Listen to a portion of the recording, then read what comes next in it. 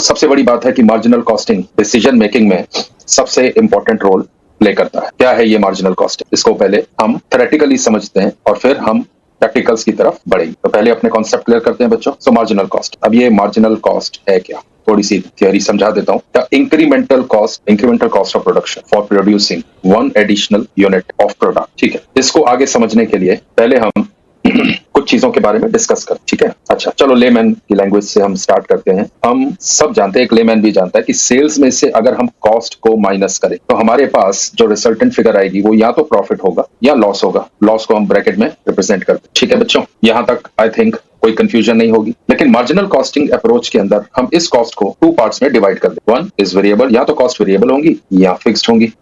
अभी आप बोलोगे ये वेरिएबल क्या है और ये फिक्स्ड क्या है? देखो एक सिंपल सा फंडा है। वेरिएबल कॉस्ट आप तब इंकर करोगे जब आप एक्चुअली कोई एक्टिविटी परफॉर्म करो। अगर कोई एक्टिविटी नहीं है तो वेरिएबल कॉस्ट नहीं होंगी। लेकिन फिक्स्ड कॉस्ट वो कॉस्ट है बच्चों जो इररिस्पेक्टिव ऑफ आप कोई एक्टिविटी कर रहे हो कि नहीं कर रहे हो पर मीटर चालू। For example rent of factory, आप फैक्ट्री में प्रोडक्शन कर रहे हो नहीं कर रहे हो, उससे लैंडलॉर्ड को कोई लेना देना नहीं, आपको रेंट चार्ज होगा। लैंडलॉर्ड आपको कोई भी उसके लिए किसी भी तरह की कोई कंसेशन देगा नहीं। ओके, वेरिएबल कॉस्ट हम तब इंकर करेंगे जब कोई एक्टिविटी होगी। चलो एक एग्जांपल लेते हैं। मान लो आप टेक्सटाइल के बिजनेस, ओके, आपका काम है फैब्रिक बनाना। उस फैब्रिक को बनाने के लिए आपको यार्न लगेगा। यार्न के ऊपर आप खर्चा कब करोगे? जब आप फैब्रिक बनाओगे, राइट। अगर फैब्रिक नहीं बनाओगे आप यार्न क्यों खरीदोगे? नहीं खरीदोगे, राइट राइट बच्चों। सो इसलिए variable cost are those cost which are incurred if you perform any kind of activity. Okay, और कौन सी एक्टिविटी की बात हो रही है? बिजनेस एक्टिविटी और कमर्शियल एक्टिविटी और प्रोडक्शन एक्टिविटी। ओके, तो ही आप ये खर्चे करोगे। फिक्स खर्चे का मैंने बता ही दिया, rent of factory, salary to staff. Staff को क्या लेना देना है, आप रिड्यूस कर रहे हो नहीं कर रहे हो, उनका मीटर चालू है, राइट। ठीक है, ओके, तो ये दो कॉन्सेप्ट आपके समझ में आ गए होंगे। लेकिन थोड़ा सा ना इसकी हम प्रॉपर्टीज भी समझ। प्रॉपर्टीज क्या है कि वेरिएबल कॉस्ट हमेशा फिक्स्ड रहता है पर यूनिट, बट वेरी करता है इन टोटलिटी। ओके, और फिक्स्ड कॉस्ट कौन सी होती है? जो फिक्स्ड होती है इन टोटलिटी बट वेरी करती है पर यूनिट। अब इसकी एक एग्जाम्पल समझ लेते हैं। अगर आप एक 10 मीटर का फैब्रिक बना रहे हैं या 1 मीटर फैब्रिक ले लेते हैं और उसके लिए आपको 5 kgs ऑफ यार्न चाहिए जिसका रेट है 20 रुपीज पर kg, राइट। तो 1 मीटर के लिए 5 kgs, मीटर्स के लिए 10 kgs, तो रेट क्या है? 20 पर kg। तो 1 मीटर के लिए 100 रुपीज, राइट, और 2 मीटर्स के लिए 200 रुपीज पर यूनिट में। अगर तुम देखो हमने ऊपर क्या लिखा, फिक्स्ड रहता है पर यूनिट, राइट। तो अगर मैं देखने जाऊं तो हर 1 मीटर के पीछे 100 रुपया फिक्स्ड है हमारा। 2 मीटर लगेंगे तो 200, 3 मीटर लगेंगे तो 300, 4 मीटर लगेंगे तो 400 पर मीटर। लेकिन इन टोटलिटी अगर तुम देखने जाओ, अगर मुझे 1000 मीटर्स बनाने हैं, ओके, एट द रेट 20 पर kg, ओके, क्वांटिटी कितनी चाहिए? 5 kg, तो मेरे पास अमाउंट कितनी बन गई? 1 लाख। इन टोटलिटी वेरी कर रहा है। अगर 500 मीटर होगा तो मुझे कितना लगेगा? 50,000। लेकिन अगर पर यूनिट देखोगे तो पर यूनिट मुझे 100 रुपए से इंक्रीमेंटल कॉस्ट आ रही है पर यूनिट के पीछे, यानी कि पर यूनिट ये फिक्स है 100 रुपीज। अब आते हैं फिक्स कॉस्ट। अगर फिक्स कॉस्ट देखो, मैंने क्या बोला, एक चीज वेरिएबल और फिक्स की खास है, ये मैं लिख भी देता हूं ऊपर, to a certain level of output. एक सर्टेन लेवल ऑफ आउटपुट तक ये इसी तरह बिहेव करेंगे। उसके बाद डिफरेंशियल कॉस्ट आ सकती हैं, वो हम लेटर स्टेज पे डिस्कस करेंगे। अब फिक्स कॉस्ट पे आते हैं हम लोग। ध्यान से देखो, रुपीज 1,50,000 तुम्हारा रेंट है, चाहे तुम्हारी आउटपुट 0 हो, चाहे तुम्हारी आउटपुट 10,000 यूनिट्स हो, चाहे तुम्हारी आउटपुट 20,000 यूनिट। तो इन टोटलिटी ये फिक्स है। लेकिन अगर पर यूनिट देखने जाओगे और अगर 10,000 तुम्हारे यूनिट की प्रोडक्शन हो रही है तो 15 रुपया हो गया, और अगर 20,000 यूनिट है तो 7.5। हाँ या ना? तो जैसे जैसे प्रोडक्शन बढ़ती है फिक्स कॉस्ट पर यूनिट कम होती है कि आपके यूनिट उसे एब्जॉर्ब कर रहा है, राइट। ओके, आई थिंक यहां तक तुम लोगों के कॉन्सेप्ट पूरी तरह से क्लियर हो चुके होंगे, राइट बच्चों। अब वापस डेफिनेशन की तरफ हम चलते हैं। इस चैप्टर में मैं तुम लोगों को कई फॉर्मूलाज लिखवाऊंगा, लेकिन उसके डेरिवेटिव्स भी समझाऊंगा कि कैसे वो डिराइव हुए और कैसे शॉर्टकट में हम चीजों को समझ सकते हैं और डिसीजन ले पाएंगे। ओके, अब यहां तक हम समझ गए sales minus cost is equal to profit. Cost को हमने 2 पार्ट में बांटा, वेरिएबल और फिक्स्ड, राइट। तो इसका मतलब मैं इस फॉर्मूला को, इसी को आगे मैं लेके चलता हूँ, sales minus cost is equal to profit और लॉस। ऐसा केस में भी मैंने कॉस्ट के दोनों एलिमेंट बता दिए। तो वेरिएबल कॉस्ट, इसको हम आगे से VC लिखेंगे, प्लस फिक्स्ड कॉस्ट इसे हम FC लिखेंगे, इज इक्वल टू प्रॉफिट। ठीक है, लॉस को थोड़ी देर के लिए भूल जाते हैं, थोड़ी देर की। चलो अब इसकी मैं अगर ब्रैकेट ओपन करूं तो क्या निकल के आएगा? Minus variable cost minus fix cost will give me profit, right. तो अगर मैं सेल्स माइनस वेरिएबल कॉस्ट करूं, ओके, तो ये मुझे कंट्रीब्यूशन देगा। ये जो भी पैसा मेरे पास बचेगा वो कंट्रीब्यूट करेगा to meet fix cost plus profit. अब आप बोलोगे फिक्स कॉस्ट यहां पर कैसे आया? जब मैंने इसको LHS से RHS में जंप करवाया तो साइन चेंज हो गया, तो फिक्स कॉस्ट प्लस प्रॉफिट। इसका मतलब कंट्रीब्यूशन मेरे पास वही होगा जो सेल्स माइनस वेरिएबल कॉस्ट से आया है, और वो कंट्रीब्यूशन मेरा किस काम आ रहा है? फिक्स कॉस्ट को एब्जॉर्ब करने में, और वो एब्जॉर्प्शन के बाद मेरे पास जो बचेगा वो मेरा प्रॉफिट होगा। और अगर नेगेटिव में फिगर आ रही है तो लॉस होगा। मान लो कंट्रीब्यूशन आया मेरे पास 100 रुपया, फिक्स कॉस्ट मेरी 150 है, तो प्रॉफिट की जगह लॉस होगा। राइट, आई होप यहां तक आपको मेरी बात पूरी तरह से समझ में आ गई होगी। अब आप बोलोगे कि ये सब करने का फायदा क्या है, क्यों हम ये अप्रोच लेते हैं for decision making.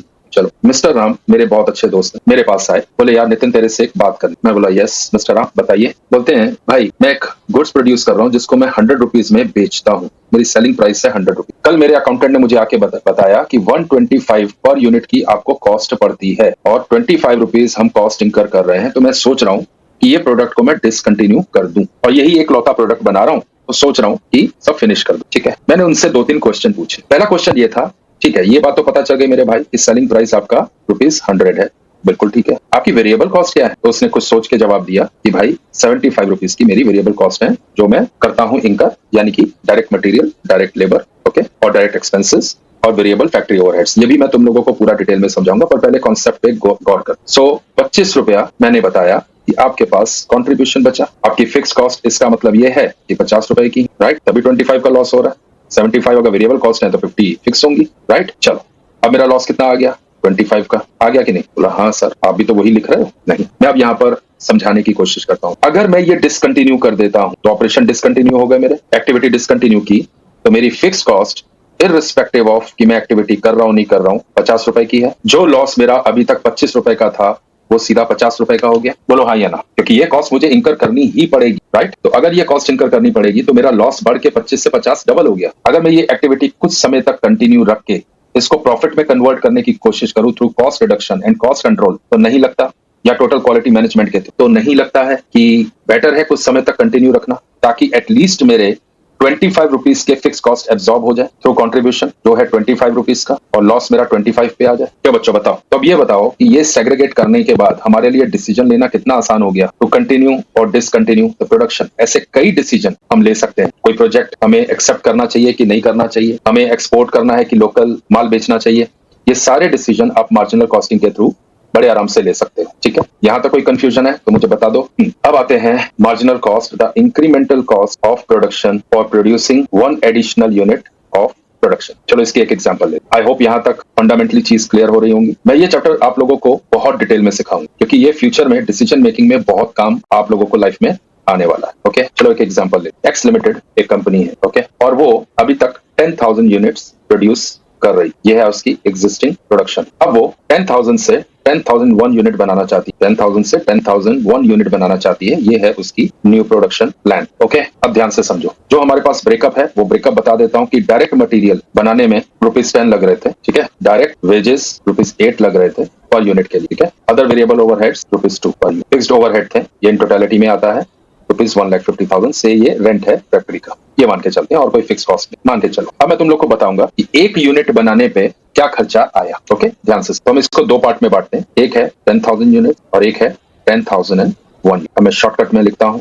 That material बनाने में कितना लगा, 10,000 इंटू 10, 1 लाख, और 10,001 यूनिट के लिए कितना लगा होगा, बताओ बताओ, बराबर है। और चेंज इन कॉस्ट कितनी हुई, एक चेंज इन कॉस्ट 10 रुपए की। ये कैसे आया, ये अगर ए है, ये अगर बी है, ये सी है, सी है ए माइनस बी। ओके, अगर आप देखोगे दोनों का डिफरेंस 10 रुपया आपको दिख जाएगा। Direct wages 10,000 units into 8 comes to 80,000, right, and 10,001 into 8 will give you 80,008। So differential change in cost कितनी आ गई, 8। Now variable overheads again 10,000 into 2 and 10,001 into 2, तो कितना आ गया बच्चों, 20,000 और 20,002, 2 रुपया। अब आ जाओ फिक्स्ड ओवरहेड, दोनों के केस में 1,50,000 आया, 1,50,000, राइट। तो ये कॉस्ट कितनी हुई, 3,50,000, और ये हुई 3,50,020। तो यहाँ पे पर यूनिट कॉस्ट तो कुछ ऐड होगी नहीं। तो अगर तुम देखो चेंज इन कॉस्ट कितनी आई, 20 रुपया, जो सिर्फ और सिर्फ रिप्रेजेंट कर रही है आपकी जितनी भी वेरिएबल कॉस्ट है, देख लो 10, 8 और 2, क्योंकि इररिस्पेक्टिव ऑफ ऑपरेशंस हमारे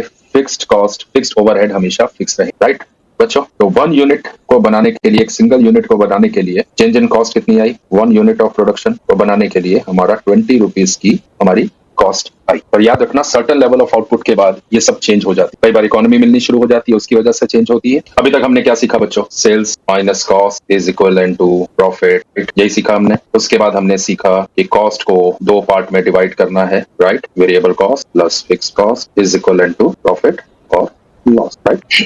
फिर हमने क्या सीखा? Sales minus variable cost is equal to fixed cost plus profit. नहीं, इससे पहले एक स्टेप मैं और करना चाहूंगा जिससे चीजें आपको क्लियर हो जाए। ओके, ये उन बच्चों के लिए है जिनका मैथमेटिक्स थोड़ा सा वीक है। तो जब मैंने ये ब्रैकेट्स ओपन की तो बाहर का साइन से अंदर के दोनों साइन चेंज हो गए, right? I think basic mathematics आप लोगों की क्लियर होगी ना। क्या मैं इस इक्वेशन को इस तरह से भी लिख सकता हूँ? प्लस माइनस प्रॉफिट और लॉस, राइट? बिल्कुल लिख सकता हूँ। अगर प्रॉफिट है तो प्लस होगा, अगर लॉस है तो माइनस, राइट? अगर हम यहाँ पर देखें तो ये मैंने उस दिन भी आप लोगों को समझाया था लास्ट लेक्चर में कि सेल्स में से जब वेरिएबल कॉस्ट माइनस करते हैं तो हमारे पास जो फिगर आती है वो कंट्रीब्यूशन किस चीज की है? To mitigate expenses related to fixed cost and whatever is residual would constitute your profit or loss, right? I hope यहाँ तक क्लियर है। अब मैंने यहाँ से ब्रैकेट क्यों हटाई है? क्योंकि मैंने माइनस का साइन यहाँ पर इंट्रोड्यूस कर, इसके लिए मैंने ब्रैकेट हटा दी, क्योंकि माइनस माइनस प्लस की फिगर ले आएगा इसके लिए, ठीक है? अब यहाँ से हम अपनी डिस्कशन को आगे बढ़ाते हैं। यहाँ तक आई होप तुम लोगों को सारी चीजें क्लियर होंगी, क्योंकि ये मैंने बहुत डिटेल में तुम लोग को एग्जाम्पल देके भी समझा दी। तो एक बात बताओ बच्चों, अगर सेल्स माइनस वेरिएबल कॉस्ट मुझे कंट्रीब्यूशन देता है, इसका मतलब ये है मेरा पार्ट कौन सा? LHS, right? तो आरएचएस में क्या है? Fix cost plus profit. थोड़ी देर के लिए लॉस को एक साइड, तो कॉन्सेप्ट समझने में आसानी। ये मेरा आरएचएस है, राइट? तो इसका मतलब ये भी तो कंट्रीब्यूशन ही होगा, ये कंट्रीब्यूशन के बराबर होना चाहिए, राइट? सो कंट्रीब्यूशन के ये दो फॉर्मूले मेरे पास निकल के आ गए, क्योंकि अगर आप देखो sales minus variable cost is equal to fixed cost plus profit, अगर ये कंट्रीब्यूशन है तो ये भी कंट्रीब्यूशन है। या हम इस तरह से समझ सकते हैं कि ये जो कंट्रीब्यूशन हमारे पास आया वो हमारी फिक्स कॉस्ट को एब्जॉर्ब करेगा और बचा हुआ हमारा प्रॉफिट है, राइट? तो ये एग्जांपल देके मैंने समझा दिया था बहुत अच्छे से। अब हम इसको और आगे से समझते हैं। कुछ फॉर्मूलाज मैं आप लोग को सिखाऊंगा मार्जिनल कॉस्टिंग में। ओके, सो आज मैं सिखाने जा रहा हूं आप लोगों को। अब यहाँ तक ये बेसिक फॉर्मूला था। मार्जिनल कॉस्टिंग को सीवीपी एनालिसिस भी बोलते हैं। Cost, C stands for cost, V stands for volume and P stands for profit. Okay?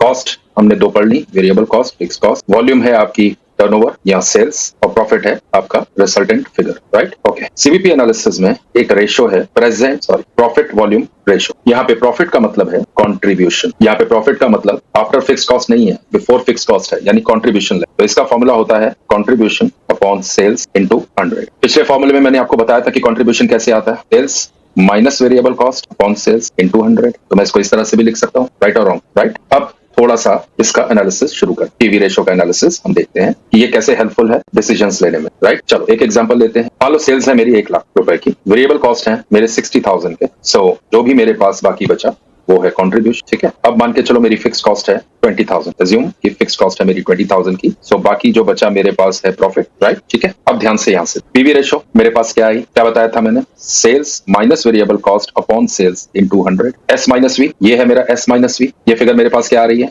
40,000 की। सेल्स मेरी क्या है? 1 लाख की। तो ये मेरा 40% है। 40% ऑफ सेल्स है कि नहीं है? 40,000 मेरा 40% ऑफ सेल्स है, राइट? इसका मतलब अगर मेरे पास किसी क्वेश्चन में वेरिएबल कॉस्ट की फिगर्स नहीं दी हुई है और सिर्फ मेरे पास पीवी रेशो दी हुई है, तो क्या मैं वेरिएबल कॉस्ट निकाल सकता हूं? यस, बिल्कुल निकाल सकता हूं। अगर 40% मेरी कंट्रीब्यूशन है, इसका मतलब मेरा 1 minus PV ratio would constitute variable cost. 1 minus 40%, ये 1 क्या है? ये टोटल सेल है। ये 1 क्या है? Total sale. इसमें से अगर मैं पीवी रेशो निकालूंगा तो मेरे पास बचा हुआ वेरिएबल कॉस्ट होगा, राइट? सो एलसीएम निकाल लेते हैं, तो मेरे पास आ गया 60%, वेरिएबल कॉस्ट इज 60%। सो एक रेशो के साथ मेरी दूसरी रेशो फ्री, राइट? बेटा फ्री कुछ भी नहीं होता है, दिमाग लगाने पड़ते हैं, समझे ना? लाइको ढंग से समझ लो, आगे चल के परेशानी नहीं होगी। यहाँ तक आई होप आपको पीवी रेशो को लेके कोई समस्या नहीं आनी चाहिए, क्योंकि बहुत क्लियरली चीजें समझा दी। तो ये निकल के आ गया आपका पीवी रेशो। तो पीवी रेशो मेरे पास आता है S minus V upon sales into 100, right? और अगर मुझे वेरिएबल कॉस्ट निकालनी है और if it is not given then 1 minus PV ratio give me variable cost, right? ठीक है, यहाँ तक किसी को कोई भी समस्या है? अब पहले वाली एग्जांपल मैं वापस यहाँ पर लिखूंगा और कुछ और फॉर्मूलाज आपको मैं क्लियर करवा, ठीक है? Sales 1 lakh, variable cost 60,000, contribution 40,000, okay? Fix cost not given, profit 20,000। अब यहाँ से आप बोलोगे क्या मजाक कर रहे हो सर? अगर 20,000 प्रॉफिट है तो ऑटोमेटिकली 20,000 हमारे दिमाग में ये फिगर आ ही जाएगी, ठीक है बेटा? और कई बार इसमें से कई डेटा आपके पास अवेलेबल नहीं हो, ओके, और हमें फिक्स कॉस्ट निकालनी है। फिक्स कॉस्ट क्या होगी, ओके, या हमारा ब्रेक इवन पॉइंट क्या होगा in units and BEP in rupees, okay, हमारी मार्जिन ऑफ सेफ्टी क्या होगी। अब ये सारे कॉन्सेप्ट मैं आपके एक एक करके क्लियर करूंगा, ओके। पहले मैं समझा दूं ये बीईपी होता क्या है। ब्रेक इवन पॉइंट वो पॉइंट है या वो सिचुएशन है जहां पर ना तो कोई प्रॉफिट है हमारे हाथ में और ना ही कोई लॉस है। इस पॉइंट को बोलते हैं, क्या बोलते हैं, ब्रेक इवन पॉइंट। अब मान के चलो अगर मेरा कंट्रीब्यूशन 40,000 था और यहाँ पर मेरी फिक्स कॉस्ट 40,000 आती है, अब मेरा प्रॉफिट क्या रह गया, नील बटा सन्नाटा। क्या रह गया बच्चों, नील। इस सिचुएशन को हम बोलते हैं ब्रेक इवन पॉइंट, जहां पर तुम्हारी कंट्रीब्यूशन इक्वल होती है फिक्स कॉस्ट। इस सिचुएशन को हम बीईपी कहते हैं, ब्रेक इवन पॉइंट। ये हम यूनिट्स में भी निकाल सकते हैं और ये हम वैल्यू में भी निकाल सकते हैं, ओके। तो यहां तक आई होप आप लोगों को चीजें समझ में आ गई होंगी। अब मैं फॉर्मूला लिखता हूं ब्रेक इवन का। ब्रेक इवन पॉइंट की कुछ टेक्निकल इशू आ रहा है, ओके, ऑटो सेव करता है तो टाइम ले रहा है, ठीक है। नाउ बीईपी, अगर हमें बीईपी इन यूनिट्स निकालना है तो हमारा फॉर्मूला है fix cost upon contribution per unit. चलो एक एग्जांपल लेते हैं। मान लो एक 1 यूनिट की बात हम कर रहे हैं जिसकी सेलिंग प्राइस है 10 रुपया, वेरिएबल कॉस्ट है 6 रुपीज, ओके, 4 रुपीज तुम्हारा कंट्रीब्यूशन आ रहा है। अब ऐसा नहीं है फिक्स कॉस्ट को पर यूनिट तुम नहीं निकाल सकते हो, तुम्हारी प्रोडक्शन की एब्जॉर्प्शन के अकॉर्डिंगली तुम फिक्स कॉस्ट को प्री डिटर्मिन करते हो। वो जब एब्जॉर्प्शन कॉस्टिंग करोगे तो वो भी कॉन्सेप्ट तुम्हारे क्लियर हो जाएंगे। तो से फिक्स कॉस्ट इज 2 रुपीज, तो मेरा प्रॉफिट हो गया 2 रुपीज, राइट, ये मेरा प्रॉफिट आया, ओके, ठीक है। यहां तक कोई समस्या कोई नहीं। और मान के चलो 10,000 यूनिट्स की हमारी टोटल सेल है, ठीक है। अब बीईपी इन यूनिट्स का फॉर्मूला, फिक्स कॉस्ट हमें इन टोटलिटी लेनी होगी, 2 रुपया पर यूनिट, तो 20,000 यूनिट का 20,000 ये हमारी फिक्स कॉस्ट है बच्चों, ठीक है। ये फिक्स कॉस्ट का मतलब ये है कि इररिस्पेक्टिव ऑफ मेरी टर्नओवर, इररिस्पेक्टिव ऑफ मेरी प्रोडक्शन, इररिस्पेक्टिव ऑफ कि मैं एक्टिविटी कर रहा हूं नहीं कर रहा हूं, ये कॉस्ट मुझे बेयर करनी पड़ेगी, ओके। सो अगर ये कॉस्ट मुझे बेयर करनी पड़ेगी और मेरा कंट्रीब्यूशन पर यूनिट यहां पर क्या आ रहा है 4 रुपये, तो मुझे 5,000 यूनिट्स किसी भी हालत में बेचने होंगे, हाँ या ना। अभी दिखा देता हूं तुम लोगों को। अगर मैं 5,000 यूनिट्स की सेल करता हूं, देख लेना कितना आया, 50,000 मेरी सेल्स आई, वेरिएबल कॉस्ट कितनी थी 6 रुपये, right. 5,000 units into 60,000, 20,000 contribution, fix cost 20,000, profit again नील बटा सन्नाटा, राइट। तो इसका मतलब मेरा बीईपी अगर मुझे यूनिट्स में निकालना है कि कितने यूनिट्स मुझे प्रोड्यूस करने पड़ेंगे जहां पर मेरे फिक्स कॉस्ट पूरी तरह से एब्जॉर्ब हो जाए, उसके लिए फॉर्मूला क्या निकल के आया, fixed cost upon contribution per unit, right, ये निकल के आया, ओके। आई होप यहां तक आपको बात क्लियर हो चुकी होगी। और एक BEP in value in rupees निकालने के लिए फॉर्मूला होगा fix cost upon PV ratio. अभी करके दिखा देते हैं। 20,000 आपकी फिक्स्ड कॉस्ट है, पीवी रेशियो हमारी कितनी निकल के आई, ओके, 40%। कैसे है बताओ, कंट्रीब्यूशन है तुम्हारी 20,000 की, सेल है तुम्हारी 50,000 की, इंटू, राइट, 40% आ गई। इसको कैलकुलेट कर लो कैलकुलेटर पे, 50,000 की सेल्स कर दे तो रुपीज 50,000 हमारी बीईपी सेल्स हो गई, यानी ब्रेक इवन पॉइंट सेल की एटलीस्ट हमें इतनी सेल करनी पड़ेगी जिसमें हमारा कंट्रीब्यूशन 30,000 निकलने के बाद हमारे पास कंट्रीब्यूशन, वेरिएबल कॉस्ट 30,000 निकलने के बाद हमारा कंट्रीब्यूशन 20,000 आएगा और फिक्स कॉस्ट हमारी 20,000 की एब्जॉर्ब हो जाएंगी और एक सिचुएशन आएगी जहां पर नो प्रॉफिट नो लॉस होगा और वही हमारा ब्रेक इवन पॉइंट हो। So anything over and above BEP sales is your margin of safety. Margin of safety का कॉन्सेप्ट, ठीक है, यहां तक मुझे तुम लोग को बेसिक सिखाना बहुत जरूरी था। अब हम फंडामेंटली अपने आप को और ज्यादा इंप्रूव करेंगे। उसके लिए मैं कुछ आज ना आप लोगों के साथ फॉर्मूला डिस्कस करूंगा और उनके डेरिवेटिव डिस्कस करूंगा, ठीक है बच्चों। सो एक एक करके हम शुरू करते हैं। तो सबसे पहले तुम लोगों को याद होगा मैंने ये एक फॉर्मूला तुम लोगों को दिया था, sales minus variable cost is equal to fixed cost plus minus profit और लॉस, राइट बच्चों। ये याद होगा तुम लोगों को। यहां तक तो हम बिल्कुल समझ चुके हैं मार्जिनल कॉस्टिंग को, राइट। आज कुछ अलग करते हैं। अब मान के चलो कि मैंने मल्टीप्लाइंग, ये क्वेश्चन 1 है, ठीक है, चलो इसको नंबर भी साथ साथ में डालते जाते हैं। मल्टीप्लाइंग न्यूमरेटर एंड डिनोमिनेटर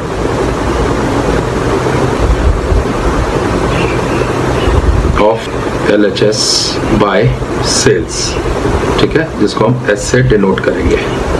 अब देखो सेल्स माइनस VC को हम कैसे प्रेजेंट करेंगे, S माइनस V, और हमने नीचे S से उसको डिवाइड कर दिया, multiplying numerator and denominator, right. S minus V, sales minus V के नीचे 1 था, S से मल्टीप्लाई हुआ तो S आ गया, ठीक है, प्लस प्रॉफिट। थोड़ी देर के लिए लॉस को अगेन भूल जाते हैं। यहां तक कोई प्रॉब्लम है बच्चों? कोई प्रॉब्लम नहीं है। अब मैं इसको कुछ इस तरह से भी तो लिख सकता हूं, S into S minus V upon S is equal to fixed cost plus profit, right.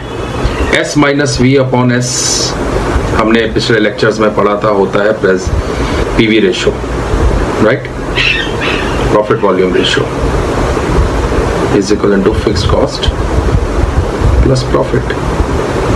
Fixed cost plus profit क्या हुआ? अगर देखो ये दोनों साइड मेरी कंट्रीब्यूशन है, राइट, तो क्योंकि इक्वालिटी है तो ये दोनों साइड भी तो मेरी कंट्रीब्यूशन ही होगी, हाँ या ना? बिल्कुल सही है, ये भी तो मेरा कंट्रीब्यूशन ही होगा। क्या गलत बोल रहा हूं? तो इसका मतलब S into PV ratio, sales को के साथ हम मल्टीप्लाई करें पीवी रेशो को, तो हमें कंट्रीब्यूशन मिल सकता है, बिल्कुल मिल सकता है, क्यों नहीं मिल सकता, ठीक है। तो ये एक मेरे पास फॉर्मूला निकल के आ गया। थोड़ा सा एडजस्ट करने में प्रॉब्लम हो रही है, लिखने में हर बार की प्रॉब्लम है, बट करते हैं कुछ इसके बारे में। अब तुम लोगों को अब वापस इसी इक्वेशन को मैं लेता हूँ, ठीक है। अब यहाँ से हम और क्या कर सकते हैं? इसका मतलब ये है कि अगर मुझे सेल्स निकालनी हो तो मैं कंट्रीब्यूशन अपॉन पीवी रेशो करूंगा तो मेरे पास सेल्स निकल के आ सकती है क्या बच्चा लोग? बिल्कुल निकल के आ सकती है। तो ये भी एक रेशो बन गई, फॉर्मूला बन गया, सॉरी, फोर्थ। इसको वापस लेते हैं। अब देखो S into S minus V upon S is equal to fix cost plus profit. Break even point में तुम्हें पता है कि no profit no loss situation होती है, हाँ कि ना? बिल्कुल होती है। इसका मतलब जब मैं ये प्रॉफिट जीरो ले लूं, मैं अज्यूम कर लूं कि मेरा प्रॉफिट जीरो है, तो ये मेरी सेल ब्रेक इवन सेल हो जाएगी कि नहीं? तो मैं ब्रेक इवन पॉइंट सेल लिख लेता हूं, राइट, हाँ या ना? Into PV ratio is equal to fix cost. इसका मतलब मेरी बीईपी सेल्स क्या हो गया बेटा? Fixed cost upon PV ratio. हो गया कि नहीं हो गया? एक और फॉर्मूला हमने डिराइव कर लिया आज, किया कि नहीं? बोलो मेरे साथ, बोलो यस सर, कर लिया। एक काम और हो गया हमारा, ये भी एक फॉर्मूला बन के निकल आया हमारे पास। PP sales fixed cost upon PV ratio, जो हमने यहां से डिराइव किया। ये डिराइव कैसे किया? प्रॉफिट को जीरो एज्यूम किया तो सेल्स ऑटोमेटिकली हमारी ब्रेक इवन पॉइंट सेल्स हो जाएगी, राइट। यहाँ पे no profit no loss situation होती है। और एक चीज याद रखना, एक नई चीज लिखवाने जा रहा हूँ जो तुम लोग को थोड़ा हट के लिखवा देता हूँ, यहीं पे लिखवा देता हूँ, ये भी तुम्हारी क्वेश्चंस बन जाएंगी। ध्यान से समझो, हमारी टोटल सेल्स जो होगी, हमारी बीईपी सेल्स और एमओएस सेल्स का समेशन होगी। एमओएस मार्जिन ऑफ सेफ्टी, ये भी हमने डिस्कस कर चुके हैं, ठीक है। ब्रेक इवन पॉइंट सेल जहां पे no profit and loss situation होती है, और उसके ऊपर जो भी सेल होगी, जैसे बीपी सेल मान के चलो हमारी 4 लाख आती है और हमारी टोटल सेल है 6 लाख की, तो 2 lakh over and above BEP sales would constitute MOS sales, right. यहां तक कोई दिक्कत तकलीफ नहीं, कुछ भी प्रॉब्लम नहीं, ठीक है। अब ये चीज को तुम लोग बहुत अच्छे से ध्यान रखोगे, ओके। अब आगे बढ़ते हैं, और यहां पर मैं तुम लोगों को 2 फॉर्मूला का डेरिवेटिव अलग से दूंगा, ठीक है, ओके। ओके, वापस हम एक फॉर्मूला पे आते हैं। अब इसी को अगर हम पकड़ें, ठीक है, तो हमारी पीवी रेशो अगर मैं क्रॉस कर देता हूं, पीवी रेशो क्या हो जाएगी? Fixed cost upon BEP sales, होगी कि नहीं होगी? राइट बच्चों, ये यहां पर और ये यहां पर एक और रेशो निकल के आ गई, निकली कि नहीं निकली? बिल्कुल निकली। ठीक है, अब इसके बाद हम नेक्स्ट फॉर्मूला लेते हैं। हमने ये निकाला था S into PV ratio is equal to contribution. हाँ बच्चों, इसका मतलब PV रेशो एक और तरीके से निकल के आ सकती है, कंट्रीब्यूशन अपॉन सेल्स। गलत है कि सही है? ओके, अब हम वापस यहां पर चलते हैं बच्चों। टोटल सेल हमारी बराबर होती है BEP सेल्स और MOS सेल के, राइट? क्या यहां तक कोई प्रॉब्लम है तुम लोगों को? नहीं, ठीक है। इसका मतलब ये हुआ कि अगर मैं BEP sales plus MOS sales के ऊपर PV रेशो लगाऊंगा तो मुझे क्या मिलने वाला है? Contribution, total contribution. हाँ या ना? मिलेगा कि नहीं मिलेगा बेटा? इसका मतलब अगर मैं इसको इस तरह से भी लिख सकता हूं, BEP sales into PV ratio plus MOS into PV ratio is equal to contribution fix cost plus profit होता है कि नहीं होता है? बिल्कुल होता है। अब मैं अगर इसको दो अलग अलग फॉर्मूला बना दूं तो मेरे पास क्या निकल के आएगा? ये निकल के आएगा, पहले हम इसको लेते हैं A एंड A, देन हम लेंगे B एंड B। ठीक है, तो BEP sales into PV ratio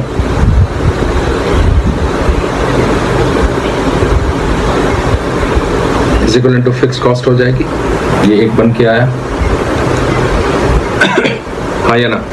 बिल्कुल। इसी तरह से जब MOS सेल्स आएगी उसके ऊपर जब हम PV रेशो अप्लाई करेंगे तो हमारे पास सिर्फ और सिर्फ प्रॉफिट आएगा। अब सोच के देखो। चल, अब हम डिस्कस करते हैं इस मैटर को, थोड़ा सा मैं समझाता हूँ, इस पूरे फॉर्मूले को तुम लोगों को एक्सप्लेन करता हूँ। मेरी टोटल 6 लाख की सेल है, जिसमें 4 लाख की सेल्स मेरी ब्रेक इवन पॉइंट सेल है, जहाँ पे no profit no loss situation create हो रही है, जहाँ पर मेरे फिक्स्ड एक्सपेंसेस और वेरिएबल एक्सपेंसेस सारे मिटिगेट हो रहे हैं, बट उसके ऊपर कोई 1 रुपया भी नहीं बन रहा है। तो वो मेरी 4 लाख की सेल्स जो है वो ब्रेक इवन पॉइंट सेल्स है।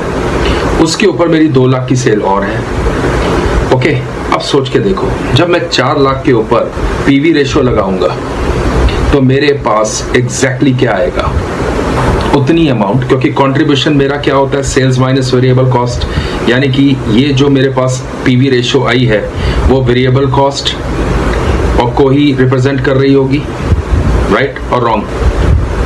क्योंकि अगर मान के चलो मेरी PV रेशो आ रही है 40%, तो मतलब वेरिएबल कॉस्ट 60% होगी, दोनों को मिलाओगे तो 100 की सेल है मेरी, राइट?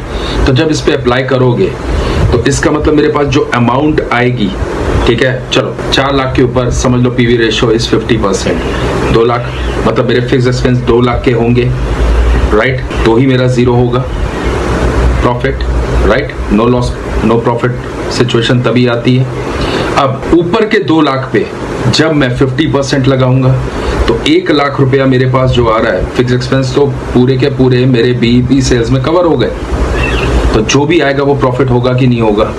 बस ये वही है, MOS सेल्स के ऊपर जब आप PV रेशो लगाओगे तो वो सिर्फ प्रॉफिट रिप्रेजेंट करेगा, और जब BEP सेल के ऊपर PV रेशो लगाओगे तो वो हमेशा फिक्स कॉस्ट ही प्रेजेंट करेगा।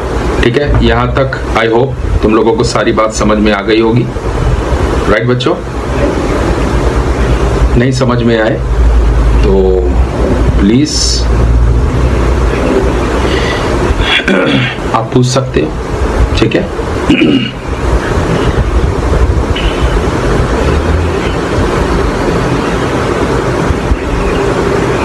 तो आई होप यहां तक तुम लोगों को समझ में आ गया होगा। इसके अलावा PV रेशो निकालने का एक और तरीका भी है।